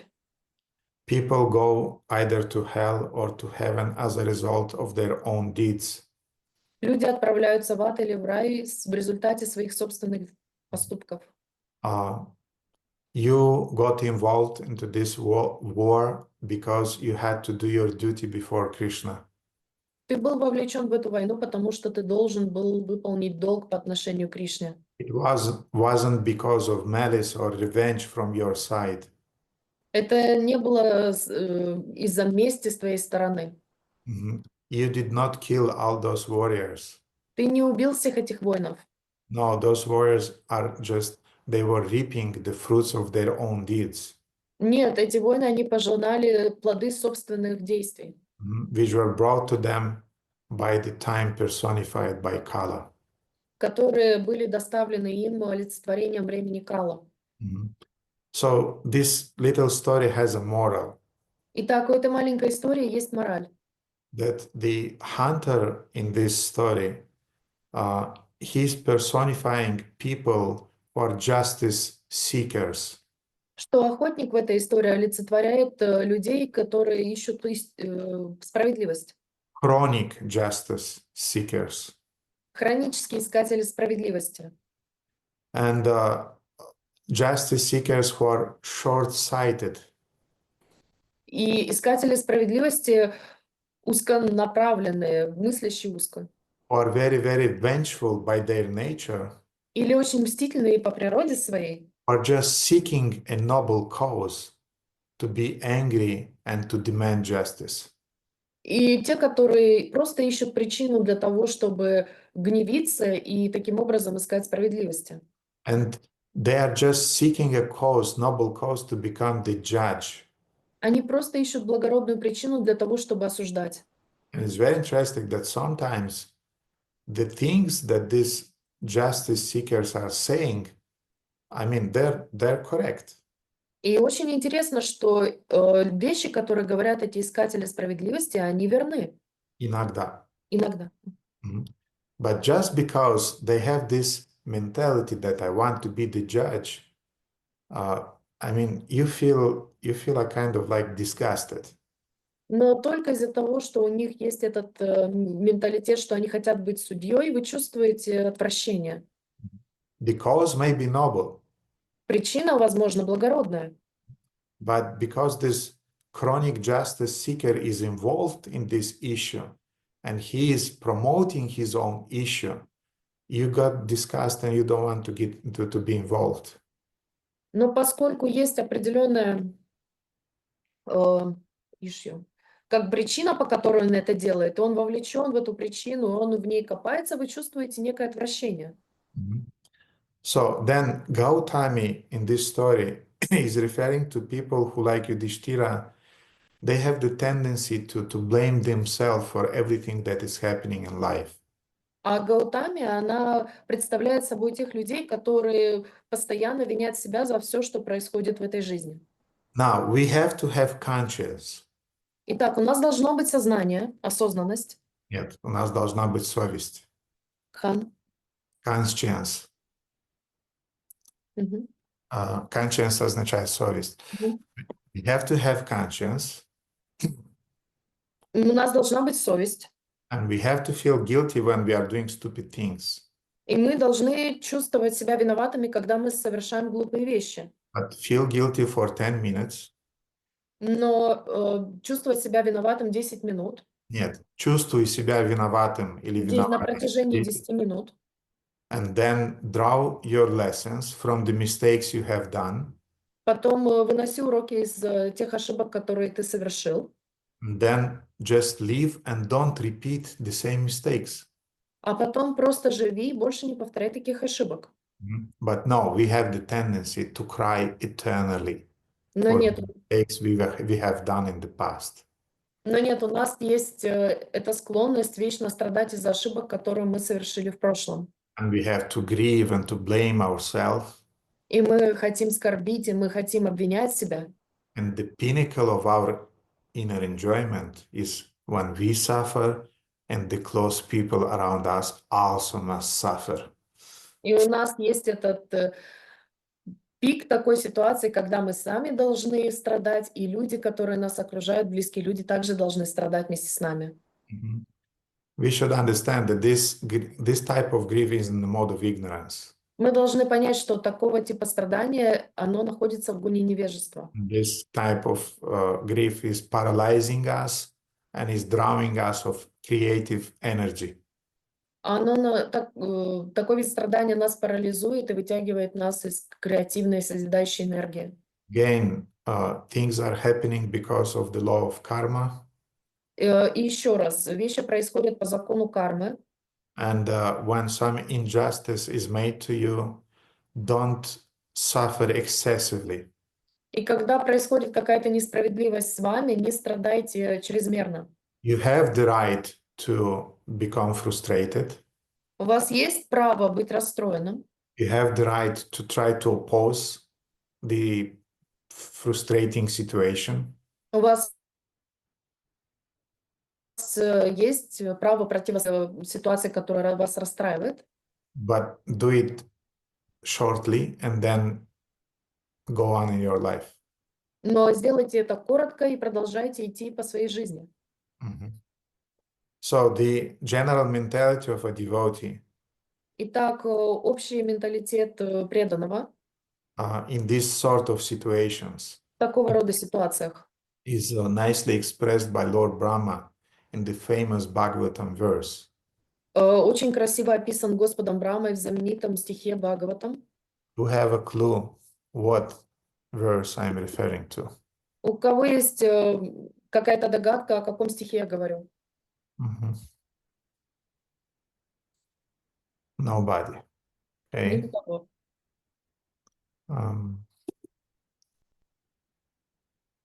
Baladeva, any idea? No, I see Premalata raise her hand.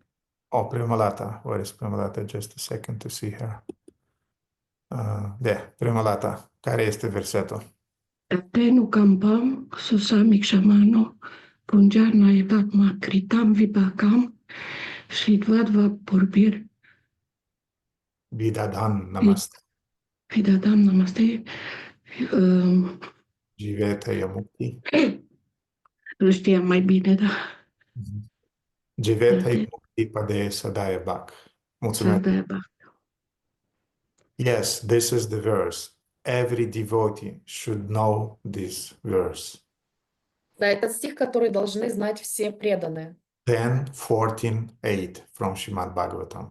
10:14:8 из Шримад Бхагаватам.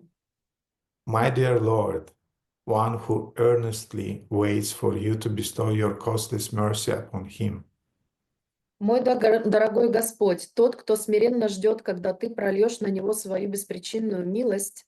Мне нравится, как Бхактивигьян Махарадж перевел этот стих. Тот, кто, как вы сказали, Кришнаханта, тот, кто смиренно, да? Да, тот, кто смиренно ждет, когда ты прольешь на него свою беспричинную милость. Бхактивигьян Махарадж перевел это тот, кто безропотно ждет, когда ты прольешь свою милость. И безропотно, более, на мой взгляд, более точный перевод.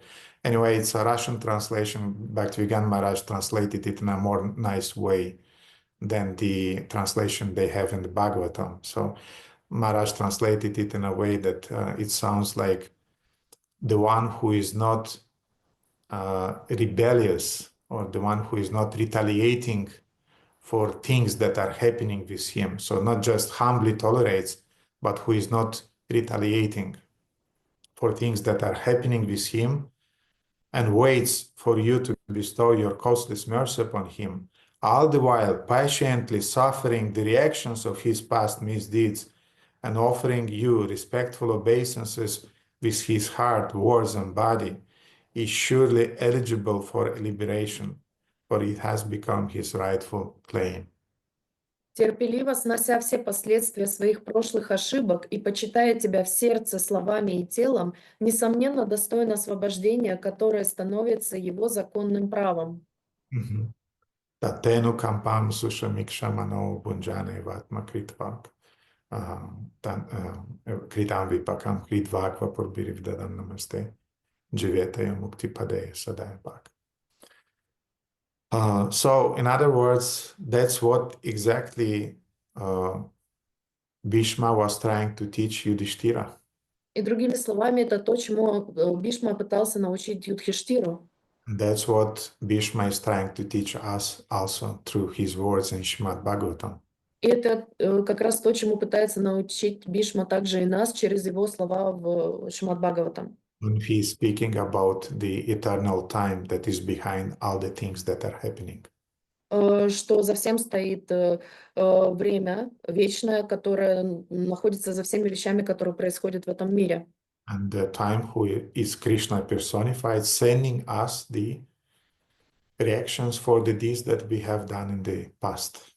Время, олицетворением которое является Кришной, который сам лично преподносит нам плоды наших прошлых деяний.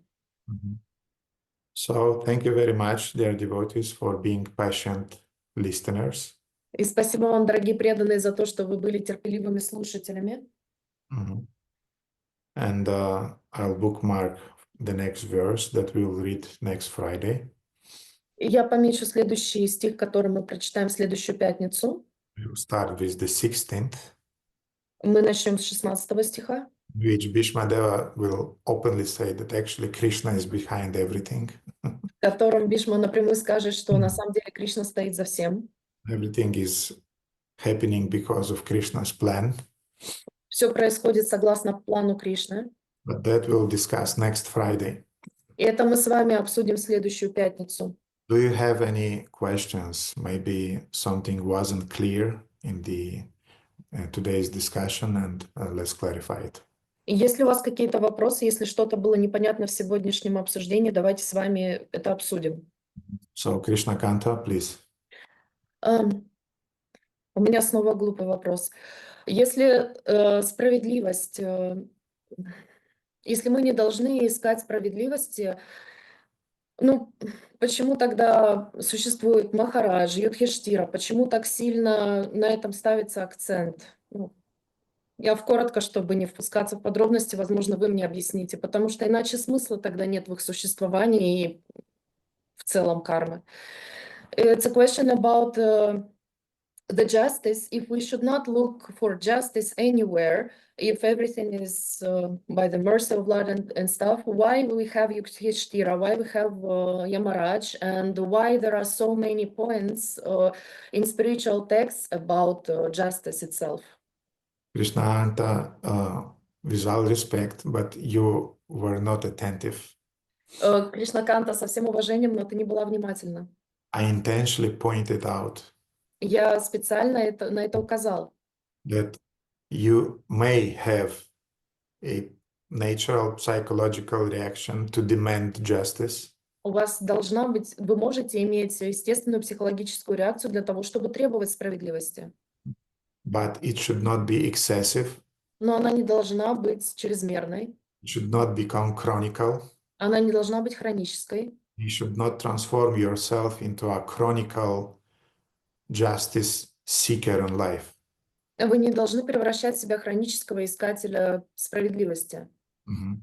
So when things are happening and they're not they're not just. Когда вещи происходят, и они не являются справедливыми по отношению к вам. As a human, you have the right to express your frustration, Как у человеческого существа у вас есть право проявлять это, говорить об этом. when the case and the situation demands it, you have to maybe go to the court or do whatever is needful to do. И когда того требует ситуация, можно обратиться в суд или можно как-то решать этот вопрос. Нужно делать то, что необходимо делать. But in the back of your reaction have to be the understanding that in the final end, everything is controlled by the Lord, and I'm just receiving my karmic reactions now. Но за всем этим должно быть понимание того, что все, что сейчас происходит со мной, происходит по воле Господа, и я получаю реакции своих поступков. I'll make an attempt to correct things Я попробую скорректировать вещи, исправить их from the external point of view, с внешней точки зрения. but from the internal point of view, I have to remember finally what's it about. Но внутренне я должен осознавать, что за всем этим стоит, что происходит. In other words, Другими словами, if my son will die, если мой сын умрет, I'll cry. я буду плакать. And yes, some thoughts will come to my mind, will cross my mind, why this happened. Да, и, возможно, будут меня посещать мысли, почему это произошло. It's not just for a kid to die prematurely. Несправедливо, что ребенок умирает досрочно. And maybe we have to arrange the healthcare system in our country and maybe do other things that will prevent in the future the premature deaths of children. И тогда мы должны позаботиться о здравоохранении в нашем государстве для того, чтобы предотвратить преждевременную смерть детей. And I will give my votes to certain political parties И я отдам свой голос определенным политическим партиям, for standing for that. для тех, которые будут этим заниматься. But as a spiritualist, as a devotee in the final end, I understand everything is in Krishna's hands, and those boys are dying because of their sinful karmic reactions from the previous lives. Но как человек духовный, как преданный, я буду осознавать, что эти мальчики умирают из-за своих кармических поступков в прошлом. And I sent you those two verses from Yoga Sutra of Patanjali. И я послал вам эти 2 стиха из Йога Сутра Патанджали. And it's relevant, therefore I want to share them with devotees. Они относятся к этому, поэтому я хочу поделиться и с преданными ими. Because they expressed the spiritual understanding of things behind the external that we see. Потому что они объясняют понимание за материальными вещами, которые мы видим. So Yoga Sutra 213 is saying, Итак, Йога Сутра 2.15 говорит: Sati mule tadvipako jati ayur bhoga. Our birth, jati, longevity, ayur, and good and bad experiences of life, bhoga. These three are already predetermined even before coming out of the mother's womb. Наше рождение, джати, долголетие, аюр и хорошие и плохие переживания жизни, бхога, эти 3 вещи уже предопределены еще до выхода из утробы матери. Then the second verse, 14, is saying, А потом 14 стих следующий говорит: because of virtue and vice, this birth, lifespan, and experience produce pleasurable and painful experiences. из-за добродетели и порока эти вещи, рождение, продолжительность жизни и опыт, производят приятный и болезненный опыт. So the 3 major karmic fruits that we receive in our lives, То есть 3 главных кармических плода, которые мы получаем в нашей жизни, that are already predetermined even before coming out of the womb of our mother. которые предопределены еще до выхода из утробы матери. The first one is jati. Jati means our birth, Первое — это джати, означает наше рождение. or the life form that we acquired. Или форма жизни, которую мы принимаем. Woman, man, Мужчина, женщина, demon, demigod, демон, полубог, human, animal, человек, животное. so on. и так далее. then we are not choosing our parents. Потом мы не выбираем своих родителей. Moksha Gurumata often is saying, why did I choose my parents? Мокшарупа Гурмата часто говорит, почему я выбрала своих родителей? You did not choose your parents. Ты не выбираешь своих родителей. Krishna gave you the parents to teach you something. Кришна дал тебе твоих родителей для того, чтобы чему-то тебя научить. Mhm. So the country that we were born, the nationality that we were born, Страна, в которой мы родились, национальность, в которой мы родились, the shape of our nose, форма нашего носа, the color of our eyes, цвет наших глаз, the color of our hair, цвет наших волос, the gigabytes of our intelligence. гигабайты нашего интеллекта. This is everything is predetermined even before we were born according to karma. Все это было предопределено в соответствии с кармой.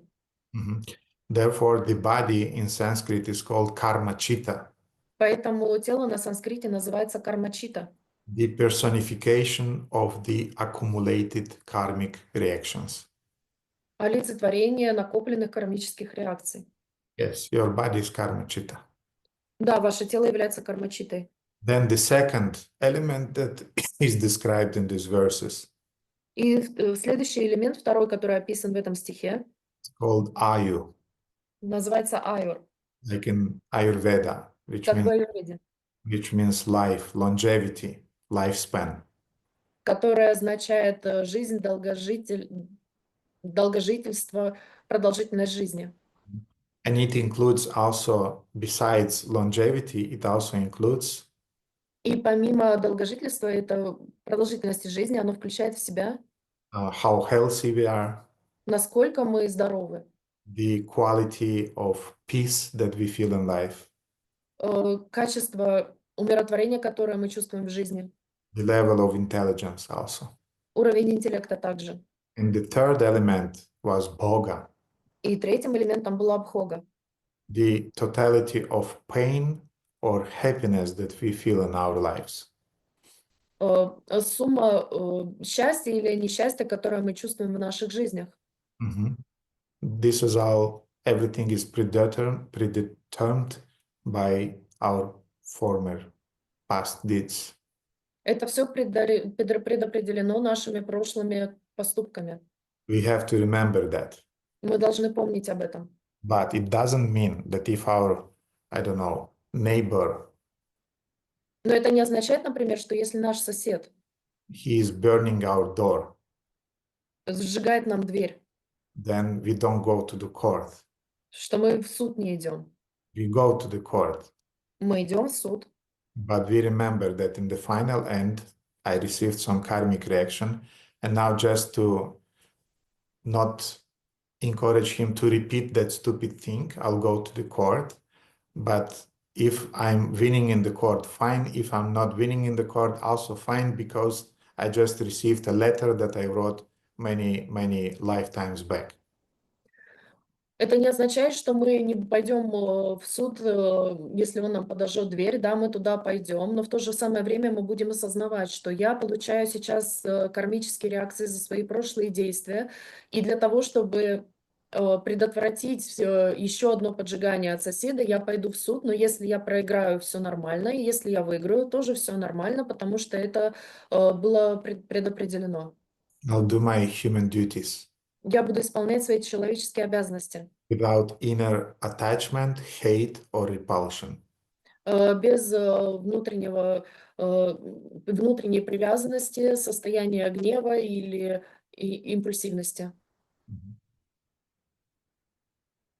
So you are happy with the answer, yes, Krishnakant?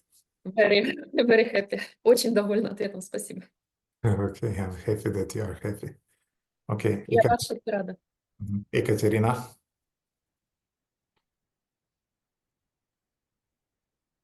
Харе Кришна, дорогой Гурудев, дорогие преданные, пожалуйста, примите мои поклоны, вся слава Шриле Прабхупаде. Частично уже услышала ответ на вопрос, но хочется больше ясности, потому что я понимаю, что сколько я слышу и рассуждаю на тему того, ну вот для меня это какой-то треугольник: своя воля, воля Кришны на меня и кармические реакции. Все-таки у меня нет какого-то вот успокоения в этом понимании. И если стараться как-то адекватно сформулировать вопрос, может быть, он будет звучать так, как различить состояние принятия сейчас у меня или состояние жертвы. Я частично уже услышала, но если это вот не какие-то критические ситуации, да, когда кто-то поджигает дверь, надо идти в суд, если это что-то вот более масштабное, широкое, условно говоря, выбор деятельности или выбор, как поступить. Ну, не знаю, первый пример, который приходит в голову, мало денег, и я как матаджи там, это абстрактный пример, мало денег, я как матаджи должна решить, я смиряюсь со своей судьбой и верю в мужа, или я иду сама зарабатывать. Ну, это просто пример, да, что это что-то более широкое.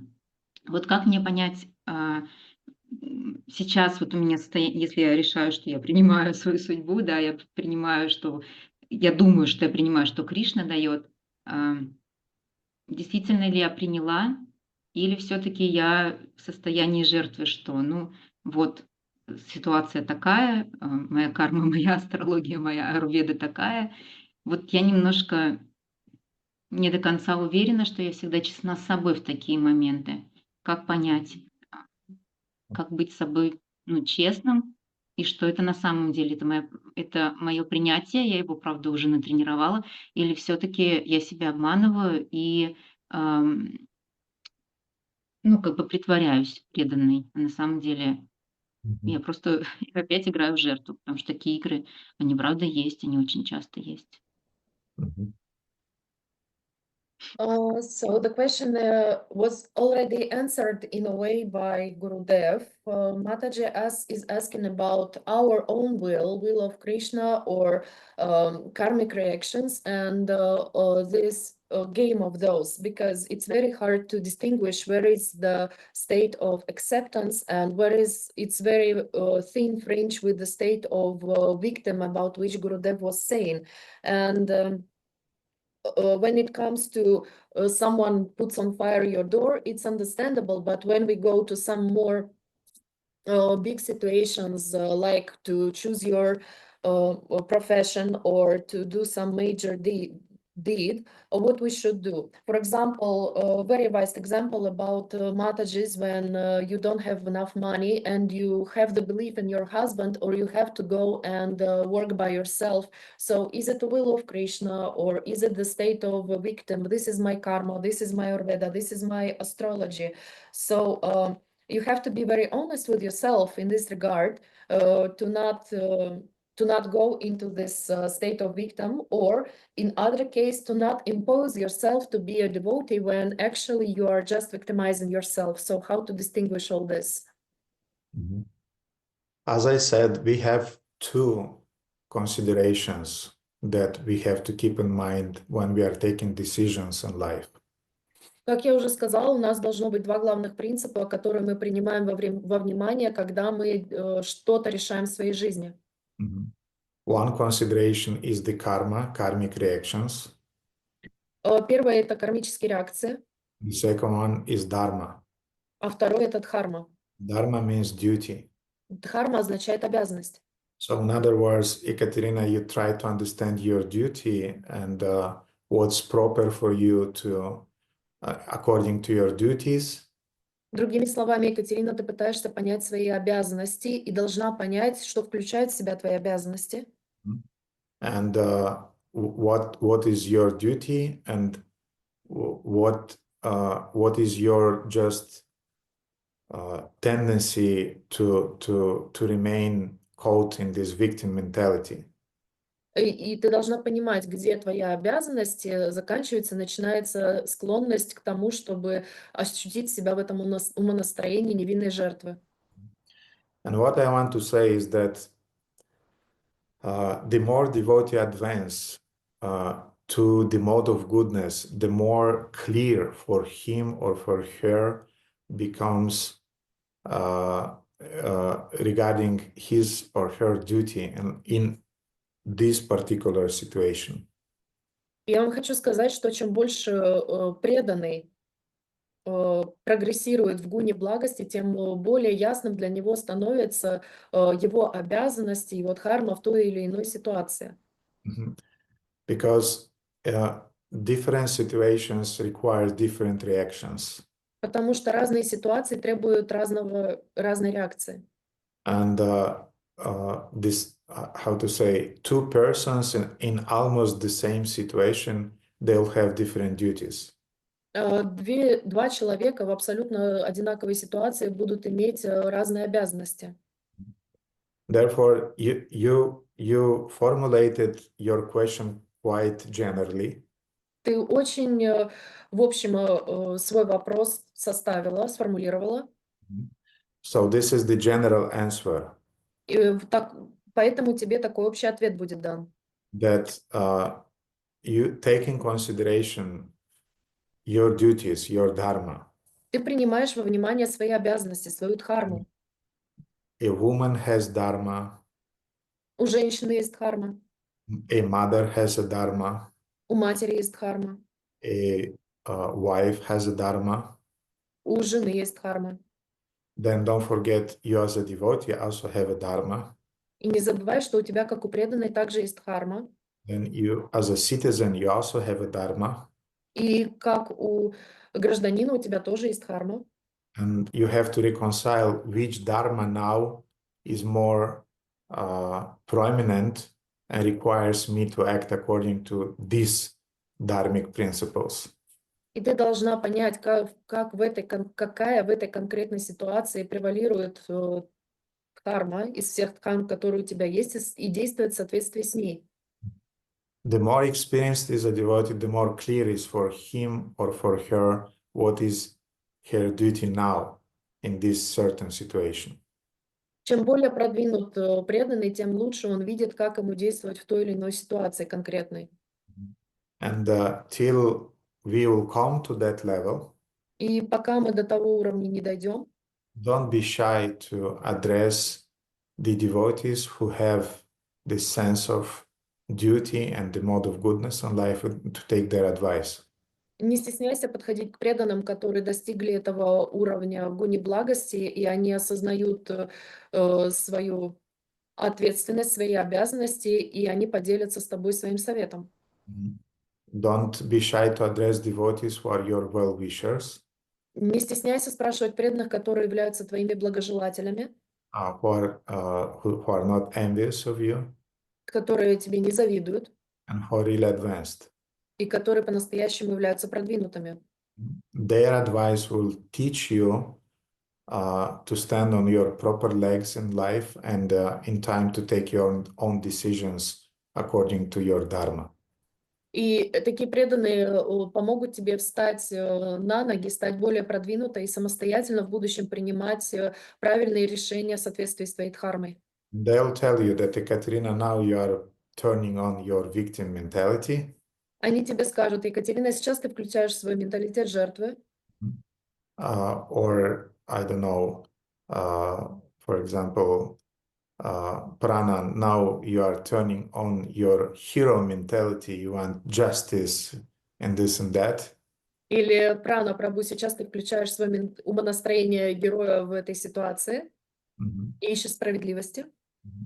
And Arirada, no, you should not do that or that, but you should do your dharma now. Или Ария Радха, ты должна сейчас делать не это и не вот это, а ты должна сейчас следовать своей дхарме. And in time, by this kind advices from devotees, we learn ourselves to take proper decisions. И так со временем, обучаясь у старших преданных, мы начинаем принимать правильные решения сами. And we learn to see the distinction when our false ego is activated. И мы различаем, когда вступает в силу наше ложное эго, When our mind is activated, когда наш ум активируется, our laziness are activated, наша лень активируется, or our past samskaras are activated. или наши прошлые самскары активируются. And we learn to perceive them from a side and to take a proper decision, balanced decision. И мы учимся воспринимать всю ситуацию со стороны, и мы принимаем сбалансированное решение. But Ekaterina, again, if you'd ask a more specific question, for example, I have the choice between this job and that job, or not to go to the job, and I have a kid, I have a husband, we have this amount of money monthly, and this is what we have to pay for our bills, then according to that, I'll say, Ekaterina, this is your dharma now. You should go to the work, or no, you should not go to the work, let your husband work now. So the more specific question will be, the more specific answer will be. Но, Екатерина, если ты хочешь быть более конкретной и специфичной в своем вопросе, и ты спросишь, например, выбирать мне эту деятельность или вот эту, или вообще идти ли мне на работу, потому что есть ребенок, потому что муж зарабатывает вот столько, у нас такой финансовый режим, мы тратим вот столько, что нам делать в такой ситуации. Если ты ко мне подойдешь с таким конкретным вопросом, то ты получишь вполне конкретный ответ, что тебе нужно делать вот это в такой ситуации или нет, здесь твоя дхарма вступает в силу. And I could get involved into that. Я мог бы в это все вовлечься. I'm trying to avoid that Я стараюсь этого избегать, because I want you to connect you to local devotees, local senior Vaishnavas. потому что я хочу, чтобы ты связалась с местными старшими преданными, старшими вайшнавами. In the case that local devotees, they are not sure about your duties, then I can get involved also.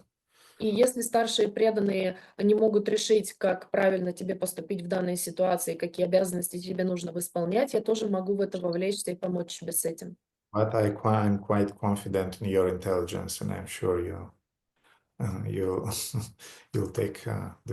you'll learn at least to take proper decisions. Но я очень уверен в твоем интеллекте. Я думаю, что ты сможешь принять верное решение и следовать ему.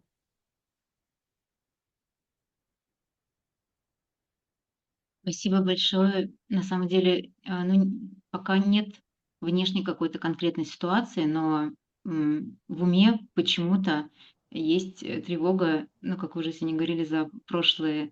И вот она тревожит, и мне ну, надо было услышать и то, что вы сегодня в лекции сказали, и то, как вы отвечаете на вопросы, на мой и других преданных. Вот. Ну, то есть какие-то процессы происходят в уме, что-то идет. Спасибо вам большое. Спасибо, Иван.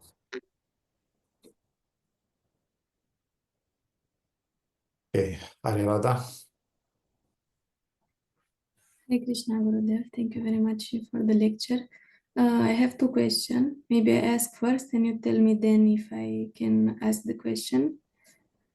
So regarding this victim mentality and the feeling of guilt, how can I replace these feelings if my intelligence is saying that this is a fact and is a truth that is your karma, is your guilt, you're just there are your action that brought you here, so it's very hard to think, to let it go and to think Tantenu Kampan Shukshami Shumano in terms of that verse, because I see that is my fault actually. And what do I need in order to replace this? Is it spiritual strength, mode of goodness, some benediction, or is just hard work to try to replace that program with something else? And with what should I replace it? Some fasts, some penances, some staying on one leg in the fire. Okay, Krishna Kanta, please translate it. У Матаджи два вопроса, и сначала она хочет получить ответ на первый вопрос, если можно будет задать второй. Это про умонастроение жертвы и чувство вины, которое у нее возникает, и от этого очень трудно избавиться, потому что ее ум сразу начинает говорить о карме, о плодах ее действия, о результатах ее действий, которое привело ее в эту ситуацию, и она осознает, что это, по сути, ее вина, что она оказалась в этой ситуации, и каким образом от этого избавляться, что нужно делать? Нужно больше практиковать, нужно больше в гуну благости погружаться. Или это тяжелый труд для того, чтобы достичь такого умонастроения более возвышенного. И Гурудев добавил, что, возможно, нужно добавить черный пост на воде или стоять на одной ноге в огне и так далее. Aryarada, I want to remind you that you are a member of Krishna Consciousness Society and not Guilt Society. Ария Рака, я хочу тебе напомнить, что ты являешься членом общества сознания Кришны, а не членом общества вины. And this is the problem of our devotees in Krishna Consciousness movement. И это проблема наших преданных в движении сознания Кришны. We forget about Krishna. Мы забываем о Кришне. You forget that Krishna loves you Мы забываем, что Кришна нас любит. in spite of your guilt, Независимо от вашей вины, in spite of your faults, независимо от ваших проступков, in spite of your karmic reactions. независимо от ваших кармических реакций. Besides that, you forget that your spiritual master knows you very well, Помимо этого, вы забываете, что духовный учитель знает вас как свои 5 пальцев, and he loves you and appreciates you in spite of your guilt, in spite of your mistakes, and in spite of your conditionings. и он любит вас независимо от того, сколько вы совершили ошибок, сколько у вас вины и сколько раз вы ошибались. And there is a nice expression in Russian which is hardly can be translated. И есть очень красивое выражение на русском, которое едва ли можно перевести. And this expression is something like that Krishna is sneezing at your faults and your conditioning. И это звучит так: Кришне чихать на твои проступки, ошибки. Krishna knows your potential. Кришна знает, какой у тебя потенциал. And therefore, there's a very, very beautiful prayer that I'll share with you. You just remind me, but И I'll give you the exact verse. И поэтому я хочу поделиться с вами очень красивой молитвой. Вы мне напомните, я хочу поделиться с вами точными словами этой молитвы. And this prayer really helped me overcome my sense of guilt. И эта молитва действительно помогла мне превзойти состояние вины. And I want to say, many times in my Krishna consciousness, I felt guilty. И я вам хочу сказать, что много раз в сознании Кришны я чувствовал себя виноватым. I felt guilty when, as a counselor, I could not help my counselee. И я очень чувствовал себя виноватым, когда я не мог помочь своим подопечным, когда я был наставником. I felt guilty when, as a temple president, I could not solve some issues in the community. Я чувствовал себя виноватым, когда я в качестве президента общины не мог решить какие-то вопросы. I felt guilty when, as a spiritual leader, I had my own faults. Я чувствовал себя виноватым, когда я как духовный лидер, у меня были какие-то свои проблемы. And I want to say that this sense of guilt is always there. Я вам хочу сказать, что это чувство вины, оно всегда присутствует. But it should help us to maintain our conscious. Но это должно помогать нам сохранять осознанность. And at the same time, it should not paralyze us. И в то же самое время это не должно нас парализовать. A certain degree of guilt is normal, but it should not be exaggerated. Определенный процент вины, он помогает, но он не должен быть допустим, но он не должен превалировать.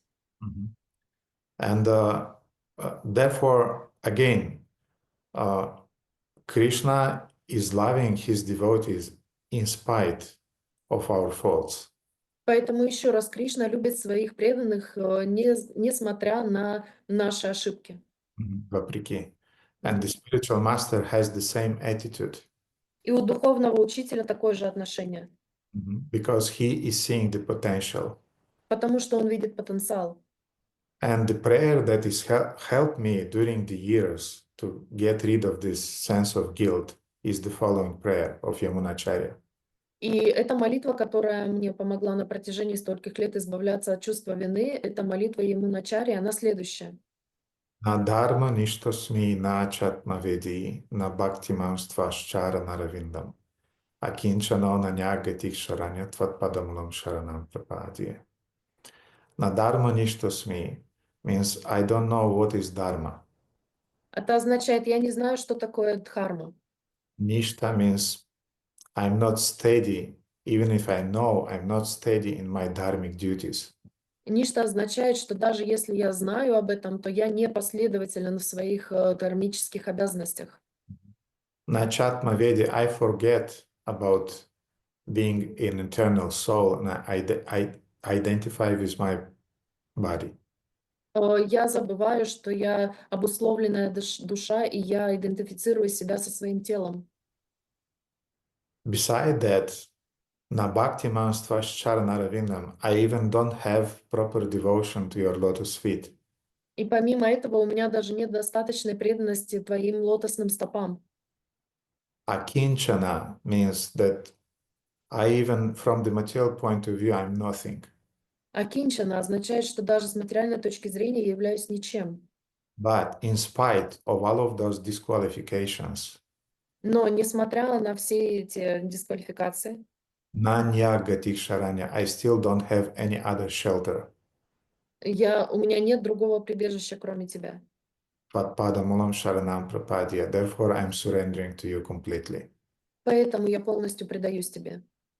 So when your toxic mind is activated Поэтому, когда ваш токсичный ум активируется, and he is poisoning you from inside, и он отравляет вас изнутри, draining you from your creative energy, иссушает вашу созидательную энергию, tell him, so what? Yes, I'm fallen, so what?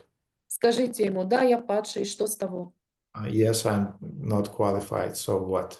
Да, я не квалифицирован, и что дальше? Yes, I'm receiving my karmic reactions, so what? Да, я получаю свои кармические реакции, и что дальше? In spite of that, Guru Krishna loves me and I'm serving and I'm surrendering to them.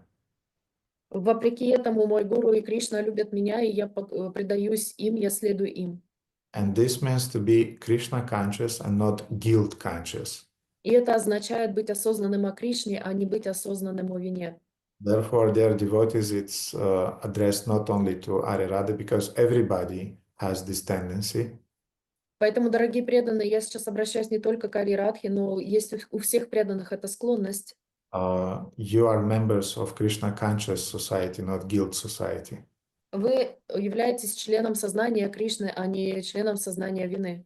And as my Guru Maharaj is saying, and your Param Gurudev often is saying, И как мой Гуру Махарадж говорит, ваш Парам Гурудев часто, he's saying that Prabhupada almost never spoke about anarthas.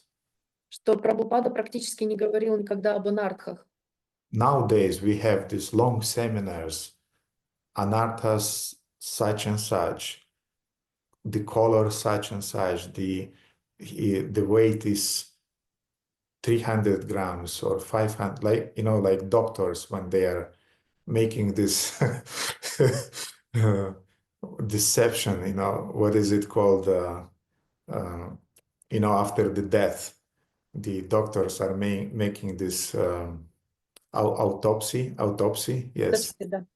Yes, and they're weighting the the weight of the heart or of the liver because of those weighting, you can understand the cause of the death. So sometimes devotees, they're too technical about anarthas, about you have lust, you have anger. Итак, Шрила Прабхупада никогда не говорил об анартхах, как говорил наш Парам Гурудев, Гуру Махарадж. А сейчас у нас есть огромные длинные семинары, на которых мы можем обсуждать очень дотошно цвет, сколько она весит, 300 граммов, какого цвета это анартха, и как... Подобно патологоанатому на аутопсии, мы внимательно вырезаем и взвешиваем как сердце или как печень, потому что они должны понять причину смерти. Точно так же и мы сейчас поступаем. Ах, вот у тебя есть похоть или у тебя есть гнев, и это было точно определено. Listening to those technical seminars, the only sense that it is creating in devotee's heart, the sense of guilt. И слушая эти технические лекции, семинары по поводу анартх, это вызывает у преданных только одно в сердце, и это вызывает чувство вины. Therefore, Prabhupada was positive in his preaching, not negative. Поэтому Прабхупада в своей проповеди был позитивным, а не негативным. And yes, we have to know the anarthas. Bhaktivinoda Thakur is describing them. Да, мы должны быть осознанными об анартхах. Бхактивинод Thakур их описывал. Vishwanath Chakravarti Thakur also is describing them. И Вишнавата Чакраварти Thakур, он также их описывал. But we should not transform our Krishna consciousness into anartha consciousness. Но мы не должны трансформировать наше сознание Кришны в сознание анартх. Like Bhaktisiddhanta Saraswati explained, Как объяснял Бхактисиданта Сарасвати, that our path contains two elements. что наш пропуск содержит два элемента. Наш путь. Путь. Мгм. We have anartha nivriti from one side, У нас, с одной стороны, есть анартха неврити, and we have artha pravriti from another side. а с другой стороны артха праврити. And he said to his devotees И он говорил своим преданным, that mainly our path is contained from artha pravriti, not anartha nivriti. что наш путь большей части своей состоит из артха праврити, а не из анартха неврити. Artha pravriti means a positive approach to cultivating your taste for Krishna Katha, for Kirtan, for the things that is enlivening and purifying your soul.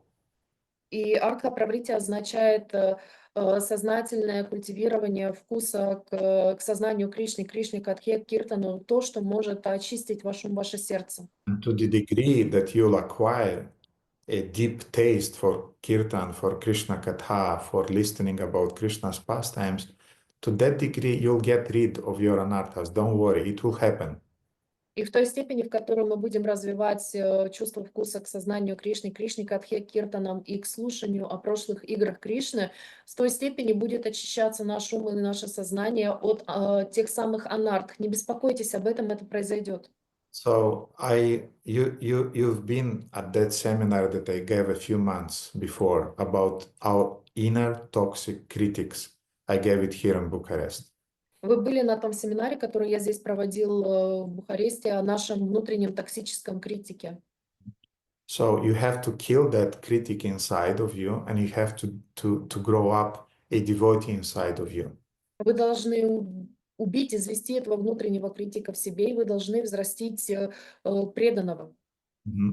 Maybe it sounds a little bit harsh to kill it. Возможно, звучит несколько грубо убить его. Okay, starve him to death then. Хорошо, тогда голодом его изморите. Don't feed him. Не кормите его. Feed your devotee inside. Кормите своего внутреннего преданного. And for that, always remember that Krishna loves you, devotees love you, your spiritual master loves you.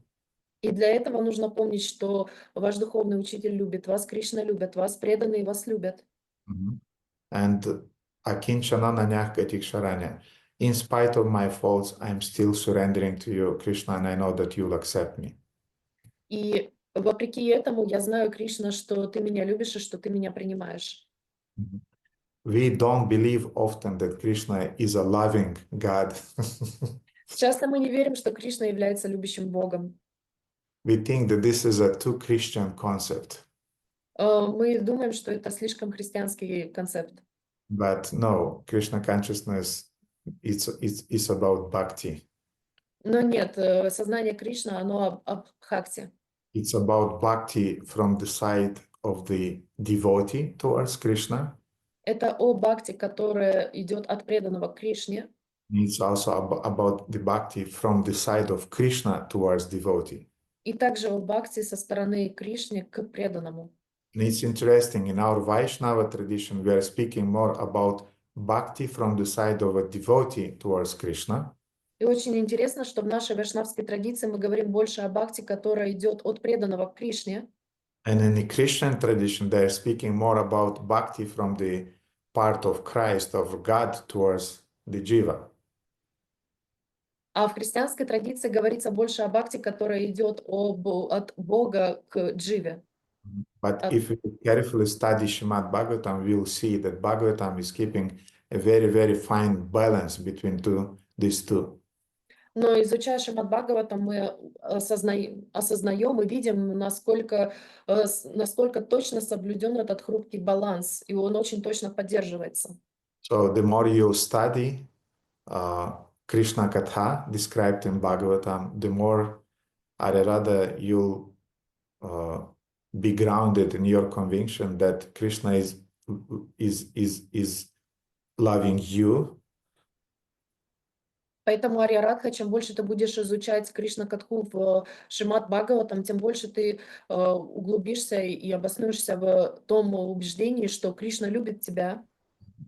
And just go on listening to your spiritual master who will explain you how those stories are applying to you now living in Bucharest in 2025. И просто продолжай слушать своего духовного учителя, который тебе объяснит, каким образом эти истории относятся к тебе, живущей сейчас в 2025 году в Бухаресте. Because this is also one of our problems. We cannot apply those stories. We think that this happened with Nrsimhadev is saving only Prahlad Maharaj. Потому что у нас есть проблема, мы не можем на себя применить эти истории. Нарисимхадев только Прохладу Махараджа спасает. He is not thinking about Arya Radha Devidasi. Он не думает об Арья Рада Девидасе. No, he is thinking about Arya Radha Devidasi and he is saving Arya Radha Devidasi also. Don't worry. Нет, он думает об Арья Рада Девидасе, он спасает Арья Раду Девидасе, не беспокойтесь об этом. Krishna is loving only Shrimati Radharani and Vishakha Devi and Lalita Devi. Кришна любит только Шимати Радарани и Вишака Деви, Лалита Деви. No, Krishna is loving Arya Radha Devidasi also. Нет, он также любит Арья Радха Девидаси. And you remember when we've been in Terkadamba, И вы помните, когда мы были в Таркадамбе, Rishikesh Maharaj asked you, what is your name? Ришикеш Махарадж спросил тебя, какое у тебя имя? You said Arya Radha Devidasi.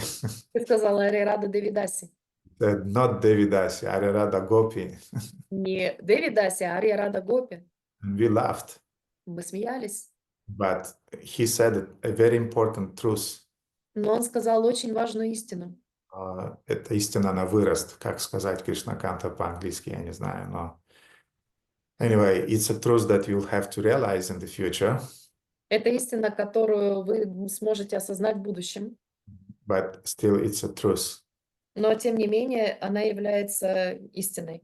So now the point is, don't worry, Krishna loves you in spite of your shortcomings, and don't be mental, don't feed that inner critic, and be positive in your Krishna consciousness and be happy in your service.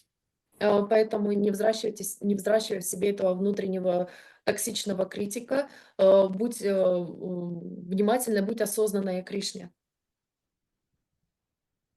And listen to those devotees who are encouraging you and not those devotees who are discouraging you and is consciously or unconsciously growing a sense of inner guilt in you. И слушай только тех преданных, которые тебя вдохновляют, а не те, которые тебя забирают у тебя это чувство вдохновения и которые тебе помогают взращивать это чувство вины и внутреннего критика. I love very much our society for Krishna consciousness. Я очень люблю наше общество сознания Кришны. To remain in our Krishna consciousness society, Для того, чтобы остаться в нашем сознании Кришны, you also have to learn some survival skills. у вас должны быть определенные навыки выживания. I'm sorry to say that. И мне тяжело, мне грустно об этом говорить. But one of the surviving skill to remain in Krishna consciousness Но один из навыков выживания для того, чтобы остаться в сознании Кришны, please always avoid those who are criticizing you because of their envy. пожалуйста, избегайте тех, кто вас критикует из-за зависти. Please always search the association of Svajatiya Syasnigde Sadhusanga Svatovare. Пожалуйста, всегда ищите общество, Those who are senior than you, a little bit at least. те, кто старше вас хотя бы немножко, Those who are Svajatiya have the same aspiration in devotional service and in the service to Guru and Krishna. Те, кто находится на том же уровне и в том же сознании служения духовному учителю Кришне, and those who are sympathetic towards you. и те, которые вам симпатизируют. This will guarantee that you'll survive in your Krishna consciousness. И это гарантирует вам то, что вы выживете в сознании Кришны. You'll not drown yourself in your guilt consciousness. И вы не утопите себя в своем чувстве вины. Because some insensitive devotees, they'll feed your sense of guilt. Потому что некоторые бесчувственные и преданные, они будут вас укоренять в вашем чувстве вины.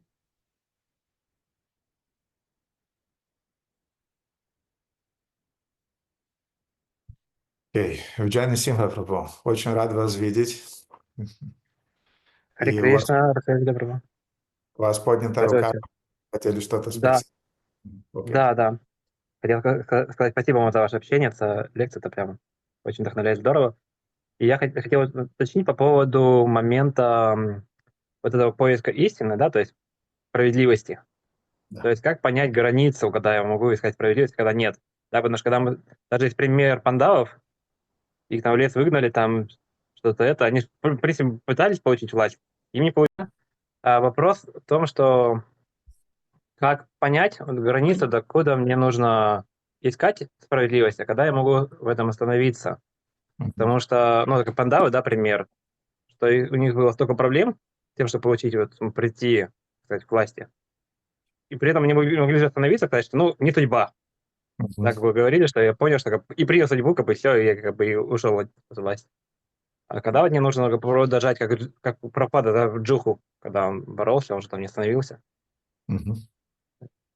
The question is about how to understand where you should be the justice seeker and when you should not be one, because the fringe is very thin and you can barely see it sometimes, like Pandavas when they had so many problems with inheritance of the throne and everything, or we should just leave it and say, this is not my destiny, or vice versa, this is my destiny, or we should fight like Prabhupada did. So how we should act and how we should distinguish this thin line. You are speaking about the situation that happens in the community of a devotee, or you are speaking in your own life, a private life? Вы говорите сейчас о том, что происходит в общении с преданными, или вы сейчас говорите о своей личной жизни? О том, что это есть ситуация какая-то, которая имеет место именно в вашей жизни. Ну, я про сам принцип, да, то есть если такая большая разница, как это в моей жизни будет, либо когда это касается общества преданных, то есть как вот эти вот вообще границы себя держать. Okay. I'm talking about the principle, not about the Krishna conscious community or about my personal life, but in general, how it should be. I'll speak about my own experience. Я буду говорить из своего собственного опыта. And I'll say what I'm doing in my private life when situations are happening and in the community of devotees. И я вам расскажу, что происходит, когда в моей жизни происходят личные такие ситуации и когда происходят в общении с преданными такие ситуации. So I stop demanding justice exactly in the moment when I feel that I'm losing my inner peace. Я перестаю искать справедливости в ситуациях, когда я чувствую, что я теряю внутреннее спокойствие. В моей личной жизни. So there are sometimes situations with the neighbors. Иногда есть ситуации с соседями. Sometimes there are situations with some people who are parking their cars on your parking lot. Иногда ситуации происходят, когда кто-то паркуется в твоей парковке личной. And yes, sometimes I was calling police. И да, иногда я вызывал полицию. And sometimes you can call the police, you don't call the police. I mean, people are so insensitive that they're paying fees, but they don't care. И иногда люди настолько бесчувственные, отрешенные, что вы вызываете полицию, не вызываете, они просто платят штраф и живут дальше. So, and if I feel that I'm losing my inner peace with that, then that's the red line that I'm not crossing anymore. И если я чувствую, что я теряю свое внутреннее спокойствие и равновесие, то для меня это красная линия, через которую я не переступаю. And then I accept this is Krishna's will. И я тогда говорю, это воля Кришны. I accept it and I'm just going on doing my duties in my life. Я принимаю это, и я продолжаю исполнять свои обязанности в этой жизни. Because life is not about fighting. Потому что жизнь не о том, чтобы сражаться. Life is about cultivating my taste for the holy name, for the Bhagavatam, for Seva. Жизнь, она о том, чтобы развивать вкус к святому имени, к Бхагаватам, к Севе. Mhm. Then we have the situations in our communities. А потом у нас есть ситуации, которые происходят в наших общинах. Mhm. And I also have a red line there. И там у меня тоже есть красная черта. Sometimes we have to demand justice. Иногда мы должны требовать справедливости. Mhm. And because of our demanding of justice, things starts to improve. И тогда все начинает приходить в норму только от того, что мы начинаем требовать справедливости. But sometimes when we are too demanding Но иногда, когда мы слишком требовательны, and devotees becomes sad и преданные расстраиваются, and the atmosphere becomes heavy, it becomes, I'm not using the word toxic, but it becomes heavy, it becomes too surcharged with heavy emotions. и тогда атмосфера становится очень напряженной. Я не буду использовать слово «токсичный», потому что просто чувствуется тяжесть в воздухе, как вся атмосфера наполняется напряжением. And devotees are becoming drained of their energy to preach И у преданных не остается энергии на то, чтобы проповедовать, because I'm demanding to solve some immediate issue that should be solved. потому что я требую немедленного решения вопросов, которые должны быть решены в тот момент. So this is a red line that I'm not crossing. I don't want to drain devotees of their energy. Вот это красная черта, которую я не переступаю, когда я начинаю видеть, что у преданных нет энергии на то, чтобы они проповедовали. Or for doing their sevas in the communities. Или исполнять севу для общины. Therefore, in time, I learned to demand things, Поэтому со временем я научился требовать вещи, but with a light heart, но с легким сердцем, in a constructive mood, в конструктивном умонастроении, the mood of cooperation, в умонастроении сотрудничества, and in the mood of that understanding that things will not happen today, but things will improve in time, maybe in months or even in years. И я просто осознаю, что вещи улучшатся, но это не произойдет сейчас, это произойдет через неделю, а может даже через год. And in the cases when your propositions, your demandings are not accepted by devotees, И в случае, когда ваши предложения, ваши решения не принимаются преданными, then I'm learning to have a Brahminical reaction to that, Brahminical attitude, stand to that. тогда я стараюсь выдерживать это брахманическим образом, то есть иметь брахманическое умонастроение, когда я сталкиваюсь с такими ситуациями. And what is the mentality of a Brahmana? И каков менталитет брамана?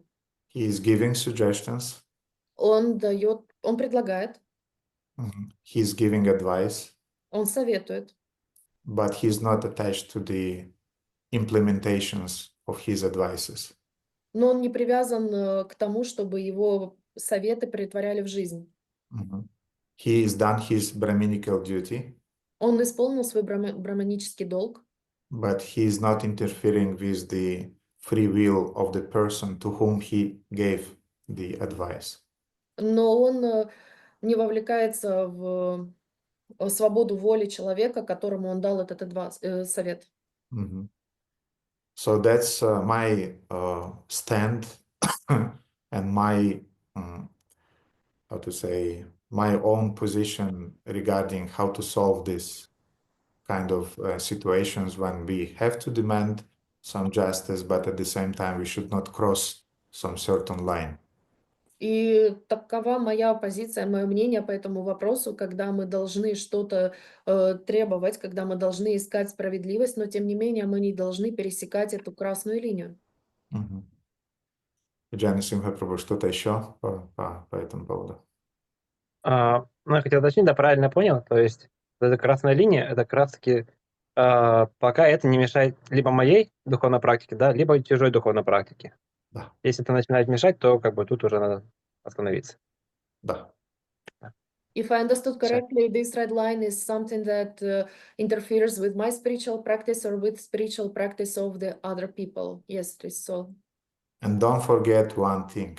И не забывайте одну важную вещь. I'm saying this to me first of all, not for me not to forget it.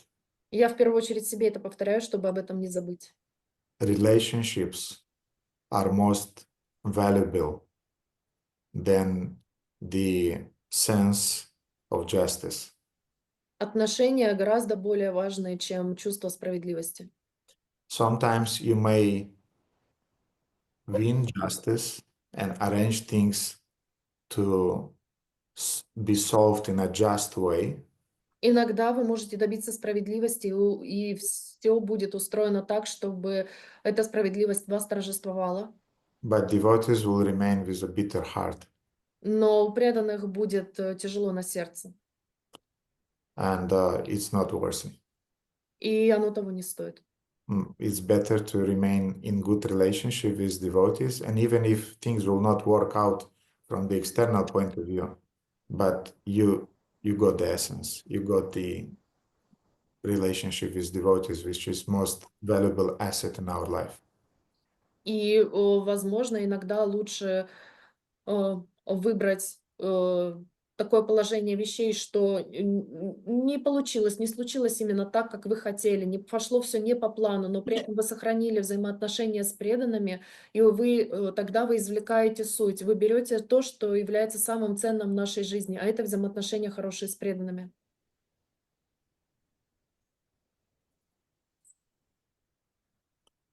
Харе Кришна, большое спасибо вам. Спасибо и вам за замечательный вопрос, и очень рад вас видеть. Окей. Mataji Chandramala. Hare Krishna Gurudev, dear devotees, please accept my humble obeisances. All glories to Srila Prabhupada, all glories to you. And the question of Arya Radha and Devidasi was very relevant to you. Would you please also share the prayer of Yamuna Acharya with me or with everybody? I'll send it to the chat in Telegram. Okay, I'll send it there. But just Arirada, just remind me. And is there any possibility you do this seminar Inner Toxic Critic in English, or is there any devotee provide some notes to us? Yeah, I'll keep in mind. I'll keep in mind, and who knows, maybe at some Turkish festival or some Turkish during some visit to Turkey sometime. I'll give it. It's a lot of materials to be translated, a lot of things to be adapted towards your community, your devotees there. But yeah, I'll keep in mind, and thank you for the idea. Hare Krishna, thank you very much. Чандрамала Матаджи попросила, чтобы дали нам молитву ему начарье. Гурудев скинет ее в чат, он попросил Арирадху, чтобы она ему об этом напомнила. Чандрамала также попросила лекцию о внутреннем токсическом критике, если кто-то может дать заметки или перевести. Гурудев сказал, что, возможно, на турецком фестивале, потому что материала очень много, чтобы его переводить. Okay, so seems to be there are no hands anymore. Arirada, yes, you had some further questions. Yes, let's finish with them. Yes, thank you very much, Gurudev, also for your answer to my first question. The second question, I have a speculation. I don't know if it's such thing in the Shastra, but I was thinking during the lecture and also during all your responses. So we are here in material world, and we're playing the cosmic play, which ultimately is Krishna's will. And if he's absolute, there has to be like a good, happy people. Also, there has to be a place where people are suffering. And I was thinking, maybe Krishna loves us a little more because we are apart, we are here, we are suffering, and we endeavor a lot to go in the spiritual world and to build a relationship with him. So what is his feeling about people in material world in this regard? Надеюсь, что я тоже услышала правильно. Матаджи сказала, что она спекулирует по поводу того, что мы находимся здесь в материальном мире, и все вместе играем в этой космической игре, организованной Кришне, где мы можем страдать или быть счастливы. Но я думаю, она думает, что Кришна все-таки любит нас немного больше, потому что у нас есть столько возможностей для того, чтобы развиваться, становиться ближе, идти в духовный мир. И может ли как-то это Гурудев прокомментировать? There is a beautiful purport by Srila Prabhupada in which he is explaining Есть очень красивый комментарий Шрилы Прабхупады, в котором он объясняет, that there are two types of living entities, что есть два вида живых существ – Anatha and Sanatha. анатха и санатха. Anatha means without a master. Анатха означает без хозяина, без… Yeah. And Sanatha means the one who has a master. И санатха означает тот, у кого есть хозяин. So the living entities in the material world, generally, they are called anathas, which means they don't have a master. И обычно существа в материальном мире называются анатха, то есть без хозяина. Let's say they rejected their master. Давайте скажем так, они отказались от своего хозяина. As a result, they find himself in the custody of the material energy and the law of karma. И в связи с этим они находятся под управлением материальной энергии по законам кармы. They're unconsciously playing the role in this cosmic drama that you're speaking about. И они бессознательно играют роль в этой космической драме, о которой ты говорила. And then we have Sanatha, or devotees who accepted the master. И потом у нас есть санатха, или преданные, которые приняли учителя, хозяина. And in time, those souls, devotees, they'll go back to Krishna and they'll also will play in a cosmic play. И со временем эти преданные попадут обратно к Кришне, они будут также играть в этой космической игре, But that play will be called Lila. но эта игра будет называться лила. And the consequences of playing in those Lilas will be Ananda, will be, how do you say in English? Ananda is Плиз. bliss, yes, eternal bliss. И тогда последствием этой игры будет ананда или вечное блаженство. So we play two plays, one in the material world, which when we are doing it unconsciously, yes, this is also a lila, it's called Shrishti Lila. Итак, у нас есть игра, в которую мы играем в материальном мире, это называется Шишти Лила. And Shrishti Lila means the lila of creation of Krishna. Шишти Лила означает игра создания Кришны. It's a cosmic drama in which the living entity is playing unconsciously their roles dictated by the modes of material nature. Это космическая драма, в которой обусловленные души играют свою роль, которая и находится под влиянием гун материальной природы. Они играют свои роли под влиянием гун материальной природы. And they're playing their roles in this cosmic drama by the influence of the modes and by the influence of karma.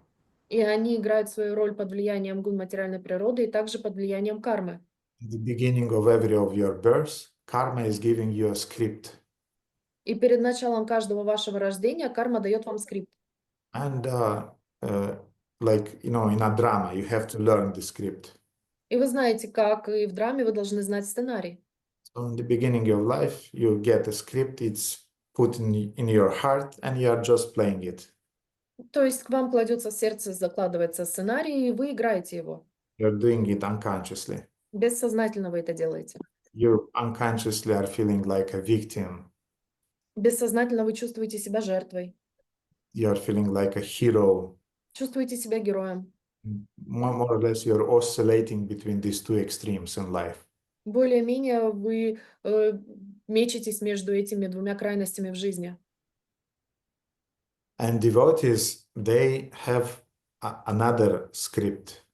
А у преданных у них другой сценарий. The script written by the Swarupa Shakti, internal energy of Krishna. Написанный Сварупа Шакти, вечной энергией Кришны.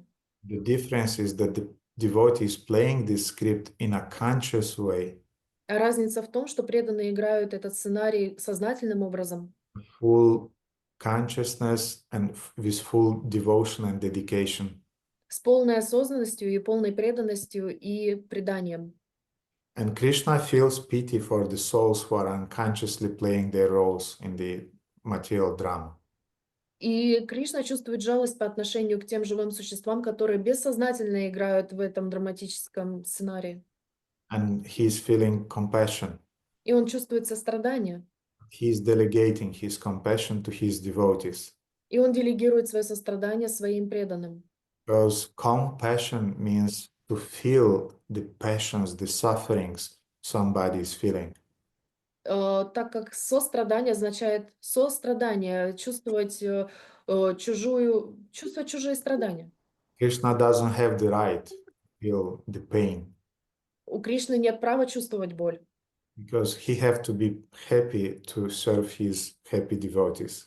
потому что он должен быть счастлив для того, чтобы служить своим счастливым преданным. But he understands the problem. Но он понимает проблему. He feels pain for the living condition entities. Он чувствует боль обусловленных живых существ.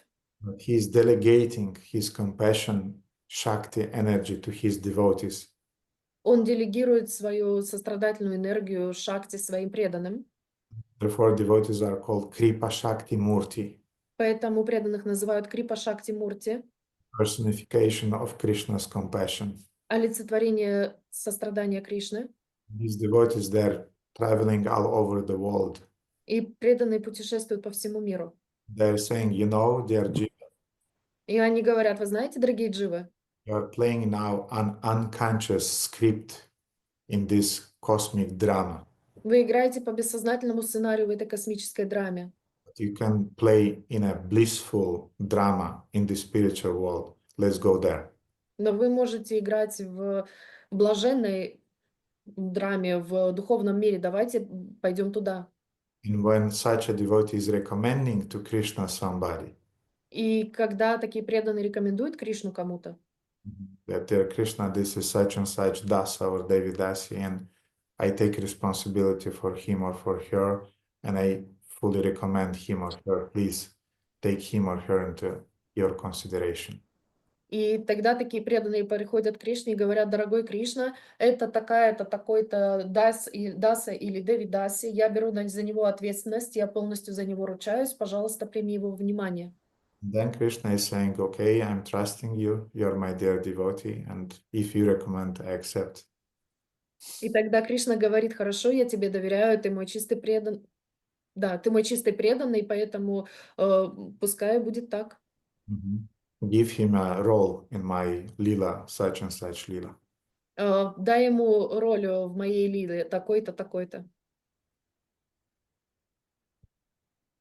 Anything else about that, Arirada? Еще что-нибудь по этому поводу, Ариарада?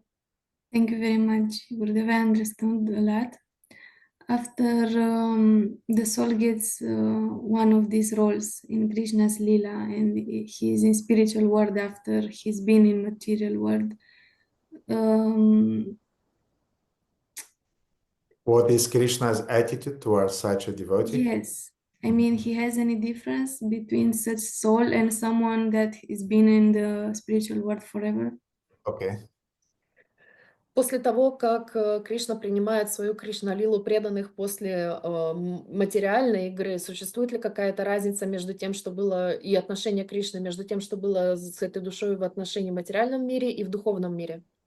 I heard a few times some senior devotees to whom I trust speaking something regarding that topic. Я слышал несколько раз от старших преданных, которым я доверяю, что они высказывались по этому поводу, But I never saw a evident pramana in some shastra regarding that. но я никогда не видел очевидной пранамы в шастры относительно этого. Pramana means evidence. Пранама означает доказательство. But seems to be that's the feelings of devotees. Но похоже, что это так чувствуют преданные.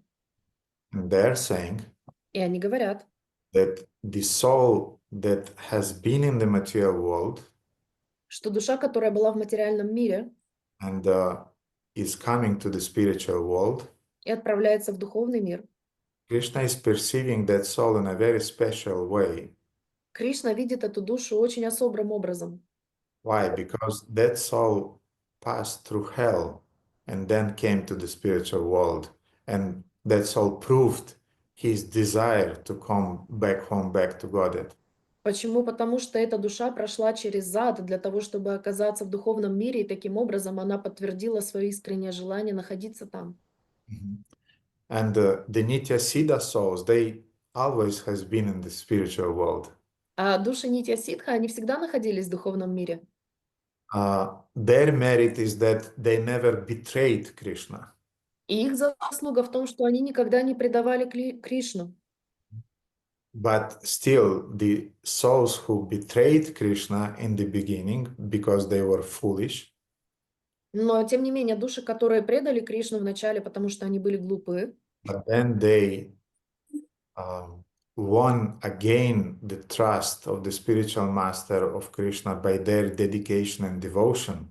но потом они снова заслужили доверие духовного учителя и Кришны своим поклонением, преданием. They have a special place in Krishna's heart. У них особое место в сердце Кришны. So Krishna loves both, Кришна любит и тех, и других. but still there are some, how to say, some flavors. Но все-таки различается немного вкус. And jivas who've been in the material world in hell and then came back to Krishna, they're kind of like special. И те души, которые были в материальном мире, а потом отправились в духовный мир Кришне, они особые. And I remember even one example И я даже помню один пример. That imagine there was a, what is it called in English when a boat is having some difficulties and because of some tsunami or something in the sea, and then the boat sinked and there are two survivals. Yes? You understand? Okay. Ну, как называется это, когда лодка находится в океане и страдает от какого-нибудь шторма или цунами, и остается два выживших. It's a marine incident or something called, I don't know. Называется катастрофа водная или что-то вроде того. Морская катастрофа или Мгм. что-то. So imagine that there are only two survivals. И представьте себе, что выживших только двое. It's a boy and a girl. Мальчик и девочка. They survived. Они выжили, They're spending their time on the island. проводят вместе время на возрасте, ну, Nobody, на острове. nobody is there on that island. Никого больше нет на этом острове. And in time they get along. Потом они, они находятся вместе, дружат. And they build a house, I don't know, they learn the skills, the surviving skills, how to drink juice from the coconut trees and things like that. Они строят дом, они навыками выживания обладают, как пить воду из кокоса и так далее. And at some point, the boy is saying to the girl, И в какой-то момент мальчик говорит девочке: I love you, я люблю тебя. and you are the only sense of my life. И ты единственный смысл в моей жизни. The girl is looking at him Девочка смотрит на него. and saying, of course you are loving me, Конечно, ты меня любишь, because nobody else is there. потому что никого здесь больше нет. Therefore, of course, you don't have a choice. Поэтому у тебя нет выбора. But if, for example, 3 or 4 girls will also survive, Но если бы 3 или 4 девушки выжило, and you are telling to one of them и ты одной из них говоришь, that I am loving you, что я люблю тебя, then the girl will take it seriously because you picked her amongst others. тогда она воспримет это всерьез, потому что ты выбрал ее из других. There were alternatives. Были альтернативы. So in the same way, Krishna is creating an alternative. Точно так же Кришна создает альтернативы. This alternative is called material world. И эти альтернативы называются материальный мир. So when you came to Krishna and you are saying him, I love you, being one time a part of this alternative world, И когда вы приходите к Кришне и говорите «я люблю тебя», будучи раньше частью того материального мира, альтернативного, Krishna is taking this seriously Кришна всерьез это воспринимает. because you had a choice, Потому что у тебя был выбор, and you made your choice, you made your mind. и ты сделал свой выбор, ты принял свое решение. And okay, this is serious. И хорошо, это серьезно. So in that sense, the jivas who've been in the material world, Поэтому дживы, которые были в материальном мире, they had an alternative, у них есть альтернатива. but they consciously chose to love Krishna. Но они сознательно выбрали любить Кришну. Therefore, they have a kind of like a special place in Krishna's heart. Поэтому у них есть особое место в сердце Кришны. So we should not be proud of that, Мы не должны этим гордиться. but still Krishna is looking at us with some special eyes. Но, тем не менее, Кришна смотрит на нас особыми глазами. Or let's say Krishna will look at us with some special eyes. Или давайте скажем, что Кришна будет смотреть на нас особым взглядом. Till that time, we have to work on that. До того момента мы еще должны поработать. We have to prove to him that we really love him. Мы должны доказать ему, что мы на самом деле любим его. Because daily we are making our choice. Потому что каждый день мы совершаем выбор. We can fall in love with Maya Devi, Мы можем влюбиться в Майя Деви, and we are very devoted to Maya Devi. и мы очень преданы Майя Деви. Or we can say to Maya Devi that Maya Devi, I'm sorry, but I want to love Krishna, and this is my conscious daily choice. Или мы можем сказать Майя Деви, извини, но я выбираю любить Кришну, и это мой Кришну, и это мой сознательный ежедневный выбор. All the time when we are taking our beads in the hands, Каждый раз, когда мы берем джапа-малу в свои руки we are chanting attentively, и внимательно воспеваем, we are making a choice, мы делаем выбор, we are making a statement. мы делаем утверждение. When we are opening Shrimad Bhagavatam and we are reading 1 hour of Shrimad Bhagavatam, Когда мы открываем Шримад Бхагаватам и читаем на протяжении часа, it's a choice and it's a non-verbal statement.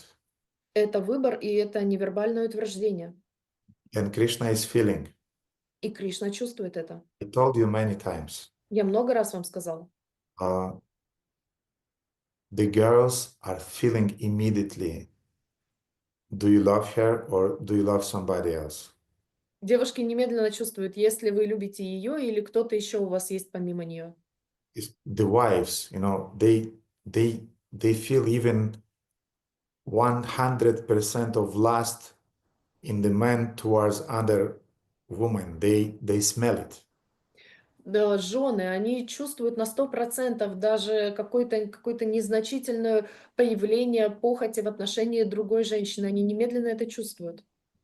The spiritual master, he just feel this disciple loves me or he's just living with me.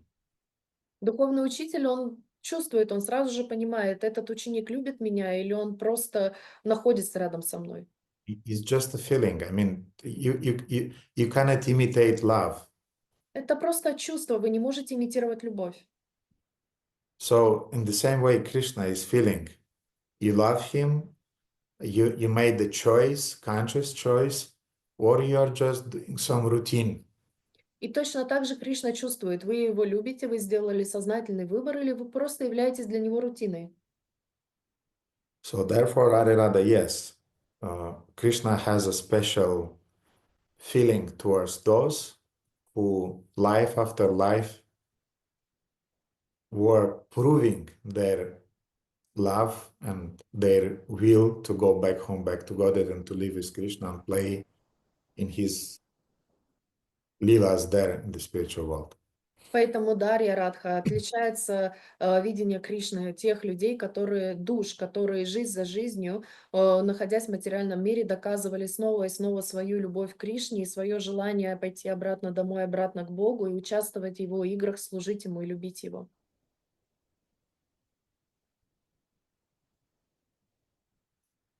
Okay, so Shamahlada, this will be the last question because it's late.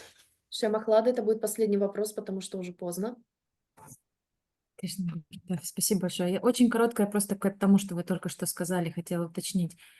Мы знаем, что в материальном мире, наш опыт такой, что когда нас предают, или мы кого-то предаем, или измена происходит в отношениях, то даже если мы остаемся вместе, то мы не можем, то есть любовь дает трещину, эти отношения дают трещину, и она уже не может быть такой цельной, как она была в начале. Из того, что вы сейчас сказали, правильно ли я понимаю, что это в силу нашей материальной ограниченности, а вот если в отношениях с Кришной, то есть эта трещина не происходит, то есть все возможно, даже несмотря на то, что мы когда-то изменили и когда-то предали Кришну, все возможно изменить, все возможно, то есть эту разбитую чашку возможно склеить, и тогда можно ли сказать, что преданный духовный учитель, как они, то есть даже находясь в материальном мире в отношениях с преданными и с духовным учителем, мы тоже можем все склеить, потому что они обладают качествами Кришны, потому что они обладают этой духовной природой. Mhm. Это вопрос или утверждение? Да, я хотела спросить, то есть понятно, что Кришна нам все простит, и все будет, как будто ничего не случилось. Но в материальном мире, пока мы еще остаемся в отношениях с преданными, с духовным учителем, мы тоже можем все склеить, как будто не было никаких измен и предательств, или все-таки, так как, в общем, я хотела спросить, как ваше мнение, если можете чуть-чуть дополнить про это. Да, хорошо. So in the material world, when we love someone and we get betrayed by him or her, we feel like our love cracks and we cannot rebuild it sometimes, and we have to separate from one another. And Mataji wanted to ask this question. So if Krishna accepts us after this betrayal and he can, so to say, glue up the broken cup, is that the same thing which is happening with our spiritual master and devotees in material world, that even if we had some problems and our love cracked, is there is a chance to be forgiven and to be fully accepted, like in the case of Krishna, although it's material world? By definition, Krishna is Suhridam Sarva Bhutanam. По определению Кришна является Сухридом, Sarva Bhutanam. Сарвабхутанам. Is the best friend of all the living entities. Он является лучшим другом живых существ всех. Now, there are different degrees of friends. И существуют различные степени дружбы, друзей. Which have different names. У них свои названия. And I don't remember exactly now those names, like Bandhu and other names like that. И я не помню точных названий, банду и другие похожие названия. All of them designates different degrees of friendship. Каждый из них показывает определенную степень дружбы. And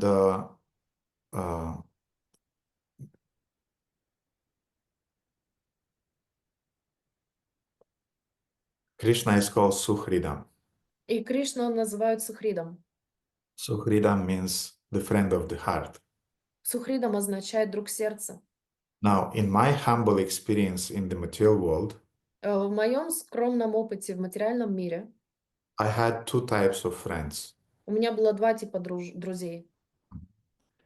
One type of friends, I call them Кришнаканта, как сказать нить на английском? Thread. Thread, yes.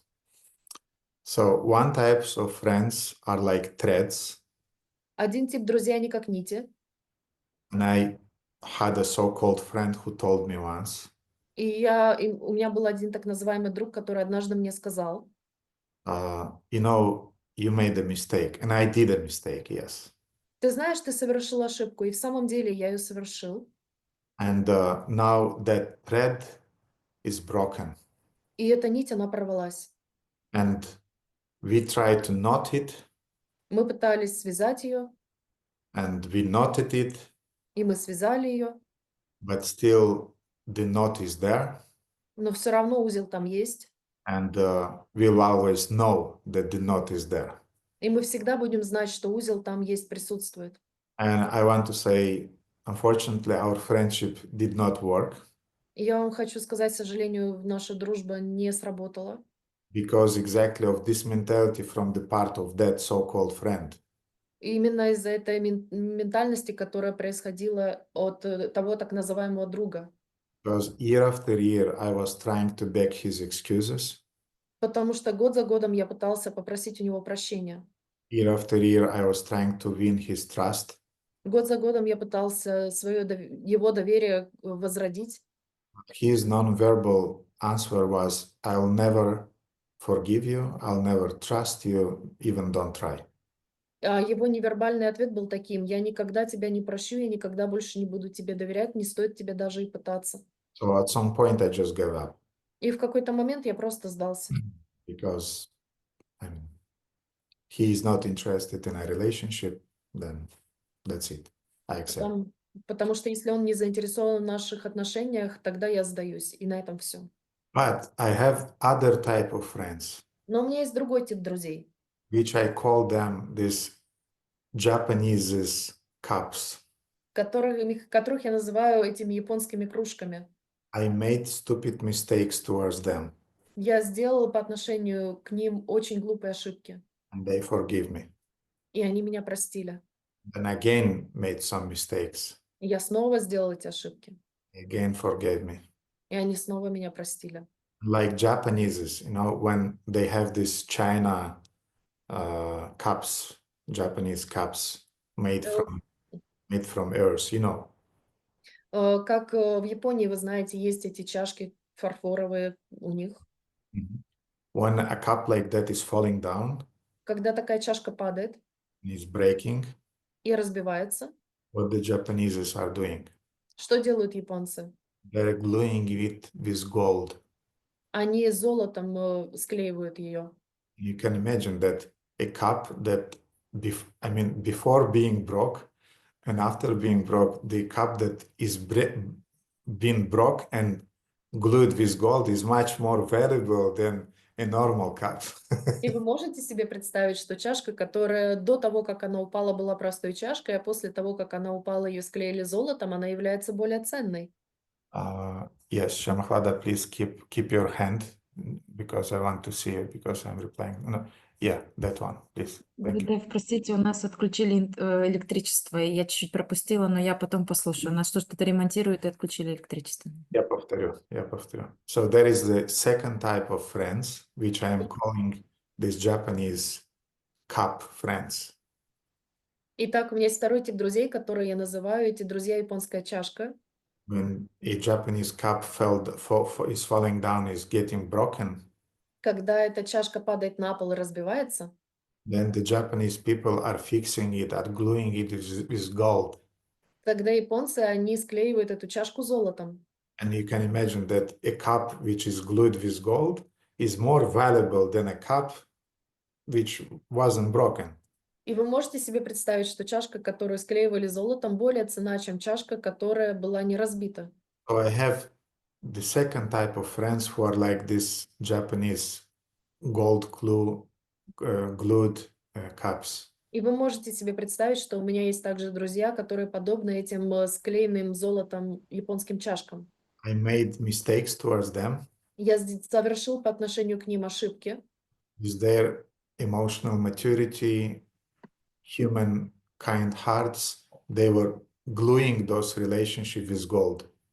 но они своей эмоциональной зрелостью и своей человечностью склеивали, как золотом, эти разбитые чашки. They remained, I mean, in a sense, I can say our husbands and our wives are like that if they continue to live with us. Я вам хочу сказать, что точно так же поступают наши мужья и жены. Несмотря на наши ошибки, они продолжают жить вместе с нами. I mean, Moksharupa was gluing our relationship already 25 years. Мокшарупа уже 25 лет наши отношения заклеивает. So you can imagine that if even in the material life, in the material world, you have friends like that, Даже вы можете представить, что даже в материальном мире у вас есть такие друзья, then what kind of a friend is Krishna? то каким же другом является Кришна? And yes, the spiritual master is reflecting Krishna's quality. И да, духовный учитель является выражением духовных качеств Кришны. And he is able to forgive. И он способен прощать. Still, sometimes you need time to prove that you're really serious in your atonement and in your regret for foolish things that you have done. И все же тебе нужно показать, что ты действительно сожалеешь о тех глупых ошибках, которые ты совершил. And to the degree that the spiritual master is qualified or a Vaishnava is qualified, he is able to forgive. И в той степени, в которой духовный учитель или вайшнав являются квалифицированными, они способны вас простить. And to glue your relationship with gold again. И снова заклеить золотом ваши взаимоотношения, склеить их. And any spiritual master who had a disciple, И любой духовный учитель, у которого был ученик, either Shiksha or Diksha disciple, Шикша или Дикша ученик, betrayed him, Плейт, who betrayed him, который его предал, who criticized him, который его критиковал, rejected him, отвергал, distanced from him, дистанцировался от него. and then in spite of those things came back to him and continued his service. И потом, несмотря на это все, вернулся и продолжал выполнять ученические обязанности, служения. Maybe he was oscillating during the years between hate and love, hate and love, hate and love. И, возможно, он метался во все эти года между любовью и ненавистью. And still then he came back to his senses and he remained with his spiritual master.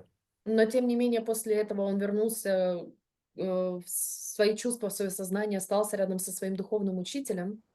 And he remained in spite of being chastised. Несмотря на то, что его ругали, And in spite that the spiritual master sometimes took a distance from him or from her. несмотря на то, что духовный учитель дистанцировался от него или от ее, Maybe sometimes the spiritual master was shouting at him or at her, а, возможно, духовный учитель кричал на нее или на него, was angry. был зол. And if in spite of that, the disciple remains, И если, несмотря на все это, ученик остается, and the spiritual master also remains in the relationships, и духовный учитель также остается в этих отношениях, it means love. это означает любовь. This is the exact definition of love given by Rupa Goswami. Это именно таково определение любви, данное нам Рупа Госвами. That when two souls, Когда две души, which doesn't have any reason to remain together, у которых нет ни единой причины, по которой они должны быть вместе, they still remain together, они все равно остаются вместе, in spite of quarreling and in spite of tensions and in spite of everything. вопреки ссорам, напряжениям и так далее. It means love. It just means love. Это просто означает любовь, просто любовь. It means that love is there in their relationships. Означает, что любовь, она находится там в их взаимоотношениях. We sometimes are thinking that love means a path with flowers, Иногда мы думаем, что любовь это означает путь, усыпанный цветами. a path with rose petals. Путь, усыпанный лепестками роз. I want to say one thing.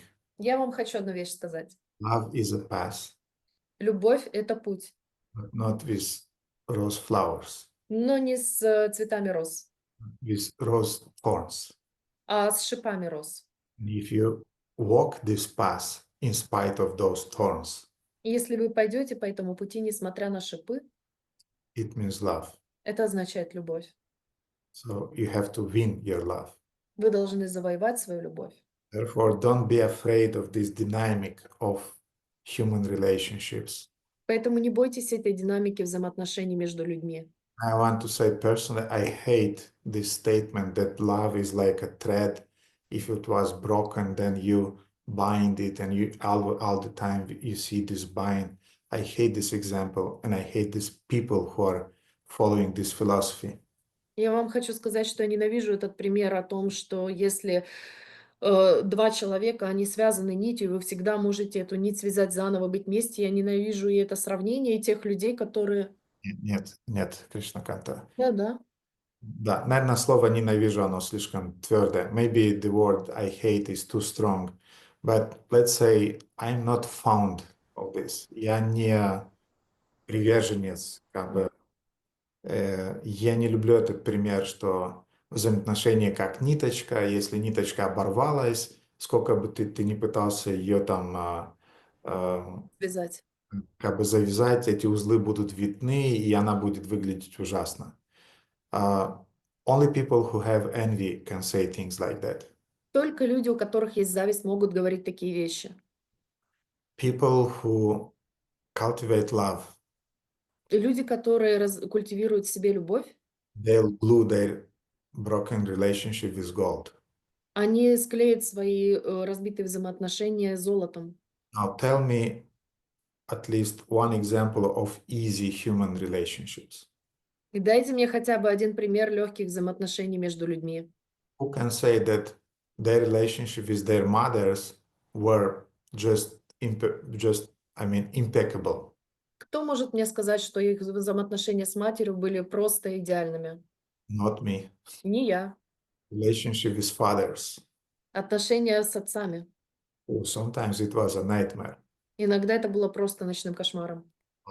My relationship with my sister. Мои взаимоотношения с моей сестрой.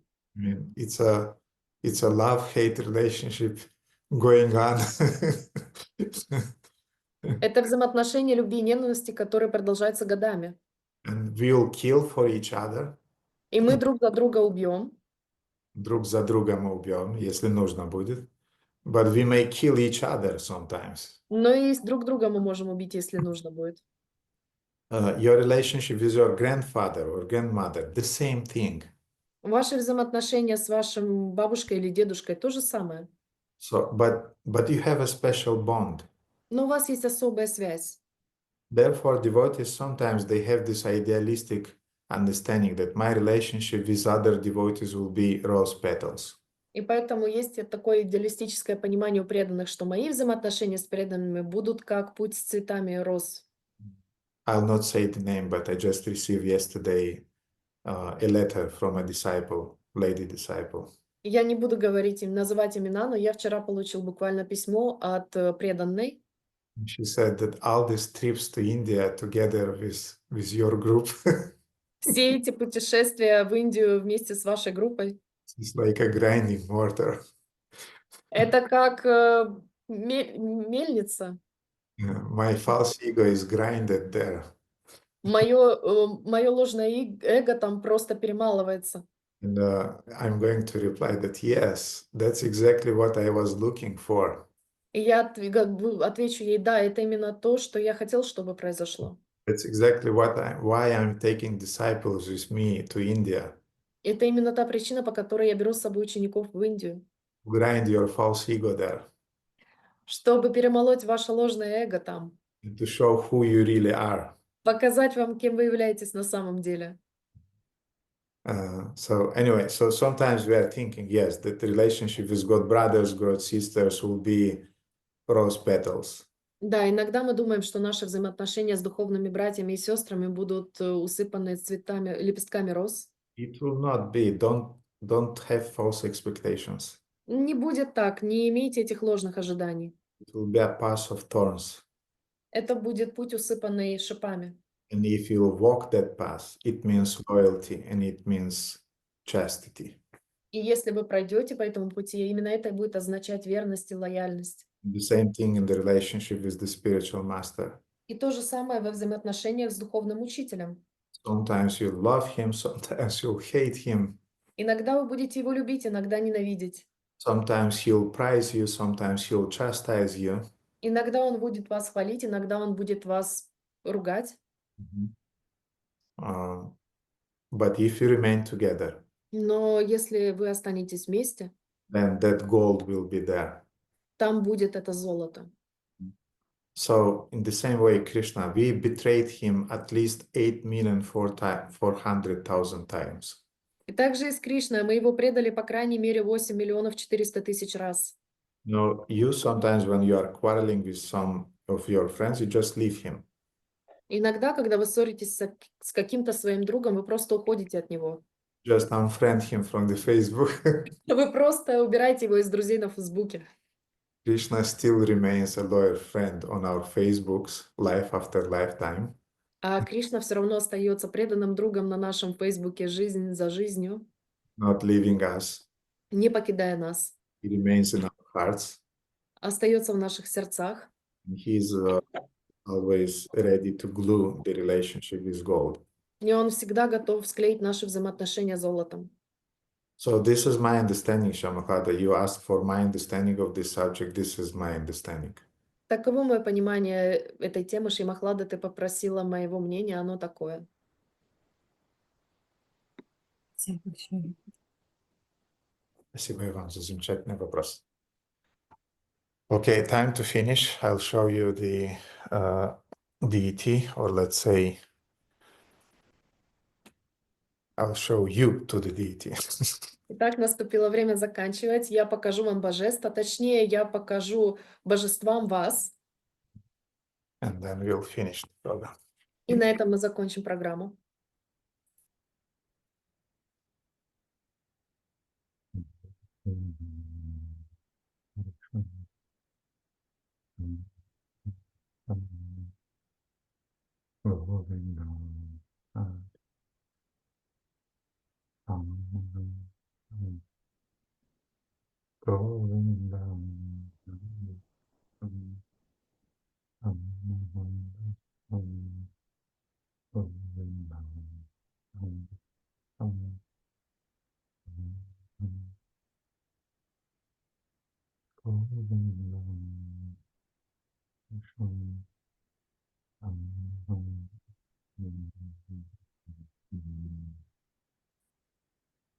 Hey, dear devotees, thank you so much for your Спасибо. attention.